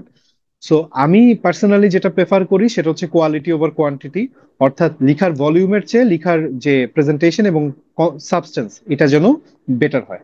সো খুব বেশি লিখতে হয় এই কথা আমি বলবো না, জাস্ট বেয়ার মিনিমামটা লিখবেন, দ্যাট ইজ স্ট্যান্ডার্ড টুকু লিখবেন, এবং চেষ্টা করবেন যদি হাতের লেখা স্লো হয় ওইভাবে অ্যাডজাস্ট করে নেয়ার, এবং দুই একটা অন্তত পরীক্ষা দেন, পরীক্ষা দিতে দিতে জিনিসটা আসলে বেটার হবে। আচ্ছা, একজন জিজ্ঞেস করছেন প্রিলির সঙ্গে রিটেন কিভাবে কম্বাইন করে আগে থেকে পড়া উচিত। সো এইটার জন্য আসলে আপনার প্রিলিমিনারি সময় থেকে তো প্রিপারেশনটা শুরু করতে হবে। তো আপনি প্রিলিমিনারি সময় যেটা করতে পারেন, রিটেনের বিভিন্ন চ্যাপ্টারের অ্যাটলিস্ট ধরেন ফুল সিলেবাস তো কভার করা সম্ভব হবে না, অ্যাটলিস্ট আপনি 30 to 40% কভার করে ফেলতে পারেন কিন্তু প্রিলিমিনারি সময়টাতে, যদি আপনি একটু স্ট্র্যাটেজিক হন এবং একটা প্ল্যান আপনার হাতে থাকে। আমি সম্ভবত একটা ক্লাস নিছিলাম, আমার ঠিক খেয়াল পড়তেছে না যে কিভাবে আপনারা কম্বাইন করবেন, that is a separate and different discussion. সেটা নিয়ে আপাতত আই গেস কথা বলার সময়টা নাই। অন্য কোনো এক ক্লাসে এটা নিয়ে আমি একটু আলাদা করে হয়তো ফোকাস দিব। আপনারা একটু জিনিসটা মাথায় রাখবেন আর কি। এক্সট্রা পেজ ডেফিনেটলি নেওয়া যাবে। এখন পর্যন্ত খাতায় স্পেস বা কতটুকু ধরে লিখবেন বা কতটুকু লিখবেন সেটা নির্দিষ্ট করে দেয়া হয় নাই। তো এটা নিয়ে বদাট হওয়ার দরকার নেই। আচ্ছা, প্রথম কথা, একজন জিজ্ঞেস করছেন রিটার্ন খাতায় কি মার্জিন দেওয়াটা বাধ্যতামূলক কি না। জি না, বাধ্যতামূলক না, তবে মেইন খাতায় অলরেডি মার্জিন করা থাকে পিএসসির খাতায়। যদি মার্জিন করা না থাকে, আপনি অন্তত মেইন খাতাটা পরীক্ষার আগে তো কিছুটা সময় পাবেন, চেষ্টা করবেন মার্জিন করার, সেটা অন্তত যেটা করবে আর কি পরীক্ষকের চোখে আপনাকে একটু সিনসিয়ার স্টুডেন্ট হিসেবে দেখাবে। আমি আতেল বলবো না, এটাকে সিনসিয়ারই বলবো, এবং পরীক্ষক এই জিনিসগুলোতে মোটামুটি খুশি হন। আচ্ছা, একজন একটু ডিফারেন্ট কোশ্চেন করছেন, সমস্যা নাই, আমি একটু দেখি প্রশ্নটা। আচ্ছা, উনি যেটা জিজ্ঞেস করছেন সেটা হচ্ছে, আচ্ছা এটা আমি একটু পরে দিচ্ছি কারণ ওই ইন্টারন্যাশনাল রিলেটেড কোশ্চেন গুলা কভার করে দেন আমি এই প্রশ্নটার আনসারটা দিচ্ছি। Just give me a few minutes I guess. আচ্ছা, নেক্সট যিনি প্রশ্ন করছেন যে সাব হেডিং বা ডিটেলস না লিখে জাস্ট এক লাইন করে পয়েন্ট লিখে আনসার করাটা কি বেটার, এটা ডিপেন্ড করবে আসলে। আপনি যদি এক লাইন করে লিখতে যান সেই ক্ষেত্রে আসলে আপনার লেখাটা সেগমেন্টাইজড হচ্ছে না, এবং যেটা বললাম আর কি সাব হেডিং বা ডিটেলস এগুলো আমি লিখতে বলি জাস্ট সো দ্যাট আপনার পরীক্ষক যেন জিনিসগুলোকে আলাদাভাবে ডিলিনিয়েট করতে পারে বা আলাদাভাবে আইডেন্টিফাই করতে পারে। তো আপনি you can have your own strategy, you can write in your own way, but আমার কাছে আসলে যেটা কি বলবো অ্যাপ্রোপ্রিয়েট মনে হচ্ছে আর কি, আমি সেটা বললাম। তো এটা নিয়ে আই গেস আপনি ক্লিয়ার যে সাবহেডিং দেয়াটা ভালো, না দিলেও যে খুব ক্ষতি তা না, বাট দেয়াটা আমি প্রেফার করি। আমি যদি এক্সামিনার হইতাম আমি এই জিনিসটার উপরই বেসিক্যালি জোর দিতাম। ওকে, নেক্সট কোশ্চেনে আসি। আচ্ছা, একজন একটা ভালো কোশ্চেন করছেন যেটা হচ্ছে ডাটা দেওয়ার সময় ওনার নাকি ডাটাটা মনে থাকে না, এই ক্ষেত্রে কি রাউন্ড আপ করা যাবে কিনা আর কি। হ্যাঁ, ডেফিনেটলি আপনি রাউন্ড আপ করতে পারবেন। যে 1245 আছে সেখানে প্রায় 1200 বা প্রায় 1300 এভাবে লিখতে পারেন, সমস্যা নাই। আচ্ছা, একজন জিজ্ঞেস করছেন যে কোটেশন বা বিখ্যাতদের নাম মনে থাকে না, সো এটা কি বাদ দেওয়া যাবে কিনা। হ্যাঁ, আমি তো বললামই যে এইটা আসলে যেহেতু আপনাদের হাতে সময় কম, তো আমার মতে বাদ দিতে পারেন, সমস্যা নেই। আচ্ছা, প্রিভিয়াস ইয়ার থেকে কনসেপচুয়াল এটা আসলে আল্লাহ ছাড়া কেউ বলতে পারে না, সো আমি যদি বলি আমি বলবো 30 to 40% কমন পাওয়ার কথা। এখন আমি একটু, একজন প্রশ্ন করছিলেন পার্টস অফ স্পিচের ব্যাপারটা নিয়ে যে পাস্ট পার্টিসিপল কে কি অ্যাডজেক্টিভ ফর্ম হিসেবে ইউজ করা যাবে কিনা যদি সাফিক্স মনে না থাকে। এটা একটু মানে এই ক্লাসের রিলেটেড না, বাট তাও আমি আনসারটা দিয়ে দিই। এটা করা যাবে, এটা সমস্যা নাই। ইউজুয়ালি পাস্ট পার্টিসিপল কে কিন্তু আমরা এই অ্যাডজেক্টিভ হিসেবে বিভিন্ন সেন্টেন্স ইউজ করি। সো এটা নট এন্টায়ারলি রং। এটার একটা নামও আছে, এটাকে বলা হয় পার্টিসিপল অবজেক্টিভ অ্যাডজেক্টিভ। সো এটা ইউ ক্যান ডু। এটা নিয়ে চিন্তার কিছু নাই। ওকে, আই থিংক নতুন কোনো প্রশ্ন আর আসতেছে না। আচ্ছা, একটা আসছে। আচ্ছা, হ্যাঁ, এই প্রশ্নটাও ভালো, যে নীল কালি দিয়ে কি হেডিং বাদ দিয়ে অন্য কোনো গুরুত্বপূর্ণ শব্দকে লেখা যাবে কিনা? ডেফিনেটলি। আপনি যদি বাস্তববাদ কথাটা লিখেন শুধুমাত্র আপনার লেখায়, সেটা শিক্ষকের চোখে নাও পড়তে পারে, চাইলে আপনি এটা নীল কালি দিয়ে লিখে দিতে পারেন, কোনো সমস্যা নেই। আর নীল কালি দিয়ে আন্ডারলাইনও করা যাবে, এইসব জায়গায় ইউ হ্যাভ ফুল ফ্রিডম, এগুলো আসলে কোনো সমস্যা না। এগুলো আসলে মানে কি বলবো, অনেকে টেনশনে থাকি আর কি, অযথা, দরকার নেই টেনশন করার। তো আই থিংক আমাদের প্রশ্ন উত্তর পর্ব শেষ। আপনাদের সময় কম, সো আমি একটু চেষ্টা করতেছি তাড়াতাড়ি করতে। আচ্ছা আচ্ছা, আরেকজন প্রশ্ন করছেন যে কনটেক্সট বুঝে কোটেশন বানিয়ে বানায় লিখলে কি নেগেটিভ ইফেক্ট পড়বে কিনা। দিতে পারেন আসলে, মানে সত্যি কথা বলতে কি, টিচার হয়তো চেক করবেন না, কিন্তু ব্যাপারটা হচ্ছে you are dealing with people যারা হচ্ছে ইন্টারন্যাশনাল অ্যাফেয়ার্স এর টিচার অ্যাট লিস্ট। তো আপনি একটা বানায় লিখলেন, কারো নামও দিয়ে দিলেন, সেই ক্ষেত্রে ওনার মাথায় সন্দেহ আসতেই পারে। ডেটার ক্ষেত্রে আপনার কিছুটা ফ্লেক্সিবিলিটি থাকে, বাট এই ক্ষেত্রে কনটেক্সট বুঝে বানায় বানায় কোটেশন না লিখাটাই আমি সাজেস্ট করবো আর কি। একদম যদি মনে হয় যে দিতেই হবে, সেই ক্ষেত্রে আপনারা অন্তত কোনো স্কলারের নাম ইউজ করেন না, কোনো একটা জার্নাল বা পত্রিকার নাম হয়তো ইউজ করতে পারেন, but try to keep it to a minimum. আচ্ছা, একজন জিজ্ঞেস করছে যে ম্যানুয়াল বই শেষ করতে পারলে কি হবে কিনা, থরলি শেষ করলে। অনেস্টলি স্পিকিং, আমি 40-এর যে এক্সামটা দিছি, যেটাতে আমার হয়েছে, সেখানে আমি একটা বই শেষ করে গেছি। কিন্তু সিন্স রিসেন্টলি হচ্ছে নতুন নতুন জিনিস আসতেছে, সো শুধু একটা ম্যানুয়াল বুক শেষ করাটা হয়তো পুরোপুরি ইনাফ নাও হইতে পারে। বাট যদি সময় যেহেতু কম এবং আপনার যেহেতু ফার্স্ট শেষ করতে হবে, এটাও একটা অ্যাপ্রোচ হইতে পারে আর কি। আমি যেটা বলেছি সেটা হচ্ছে, যদি আপনি ফুল আনসার করে আসতে চান সেই ক্ষেত্রে কি কি করতে হবে। আহ একটু যদি রিস্ক নিতে চান সেক্ষেত্রে এটা করতে পারেন, বাট আমি বলে দিচ্ছি এক্ষেত্রে আপনি হয়তো এক্সামে লিস্ট 15 থেকে 20 বা অ্যারাউন্ড দ্যাট আপনার ছেড়ে আসতে হইতে পারে। আচ্ছা, এই কাজ জীবনেও করবেন না। একজন লিখলেন যে বিভিন্ন মনীষীর মতে বলে কোটেশন দিবে কিনা, এটা আসলে 6-7-এ মানায়। এটা আপনি বিসিএস পরীক্ষা দিচ্ছেন, বিভিন্ন মনীষী বলতে কিছু নাই, you have to be particular, যে কোন মনীষীর কথা আপনি বলতেছেন বা কোন স্কলারের কথা আপনি বলতেছেন। আচ্ছা, একজন আবার বাংলাদেশ পার্টির কথা জিজ্ঞেস করলেন যে 46-এ ফ্ল্যাট প্রশ্ন আসছে, এবার যদি ফ্ল্যাট প্রশ্ন আসে তাহলে কেমন স্ট্র্যাটেজি হবে। এইটা নিয়ে আমরা বাংলাদেশ অ্যাফেয়ার্স নিয়ে যখন একটা গাইডলাইন ক্লাস হবে, সেখানে আমি এই জিনিসটা অ্যাড্রেস করার ট্রাই করব। একজন বললেন ব্লু বাদে অন্য কালার কি ইউজ করা যাবে কিনা। ভাই, দরকার নেই, আপনি ব্লুই ইউজ করবেন, অন্য কোনো কালার ভুলও ইউজ করতে যাবেন না, এখানে বেশ কিছু ঝামেলা ক্রিয়েট হয় আসলে। আচ্ছা, একজন জিজ্ঞেস করলেন যে যখন বাংলা বা ইংরেজি রচনা লিখবেন সেই ক্ষেত্রে তখন বাংলাদেশ এবং আন্তর্জাতিকের একাডেমিক টার্ম কি ইউজ করা যাবে কিনা। অবশ্যই ইউজ করা যাবে, কেন যাবে না। আপনারা তো এই জন্যই মানে বাংলা রচনা বা ইংরেজি রচনা আসলে মানুষ খুব একটা পড়ে না বা পড়তে চায় না। আপনি বাংলাদেশ এবং আন্তর্জাতিকে যা যা পড়ছেন, আপনি বাংলা এবং ইংরেজি রচনায় রেলেভেন্ট ওয়াইজ, মানে রেলেভেন্সি ওয়াইজ আপনি ইচ্ছা মতো ইউজ করতে পারেন, কোনো সমস্যা না। ওকে, আমার আর প্রশ্ন চোখে পড়তেছে না, so I think will retire now. যদি কারো কোনো প্রশ্ন পরে মাথায় আসে, প্যারা নাই, আপনারা হচ্ছে ইয়ে করতে পারেন, যেটা হচ্ছে ওই আপনাদের টেলিগ্রাম গ্রুপে আমাকে মেনশন দিয়ে কোশ্চেন করেন, আমি ফ্রি টাইমে আনসার দিয়ে দিব। যদি সাথে সাথে আনসার নাও পান আর কি। সো আমি চেষ্টা করব জিনিসগুলা আপনাদের সঙ্গে কানেক্টেড থাকার। আপনারা পড়াশোনা শুরু করেন, বেস্ট অফ লাক। যেটা হচ্ছে আপনাদের সঙ্গে একটু আনফেয়ার, বাট এখন একটা প্রিপারেশন, পরবর্তী বিসিএস যেটাই দেন বা যে এক্সামই দেন, will give you an edge আর কি। So thank you again for patiently listening to me. পড়তে বসেন আর ক্লাসে সময় নষ্ট না করি। আল্লাহ হাফিজ everyone.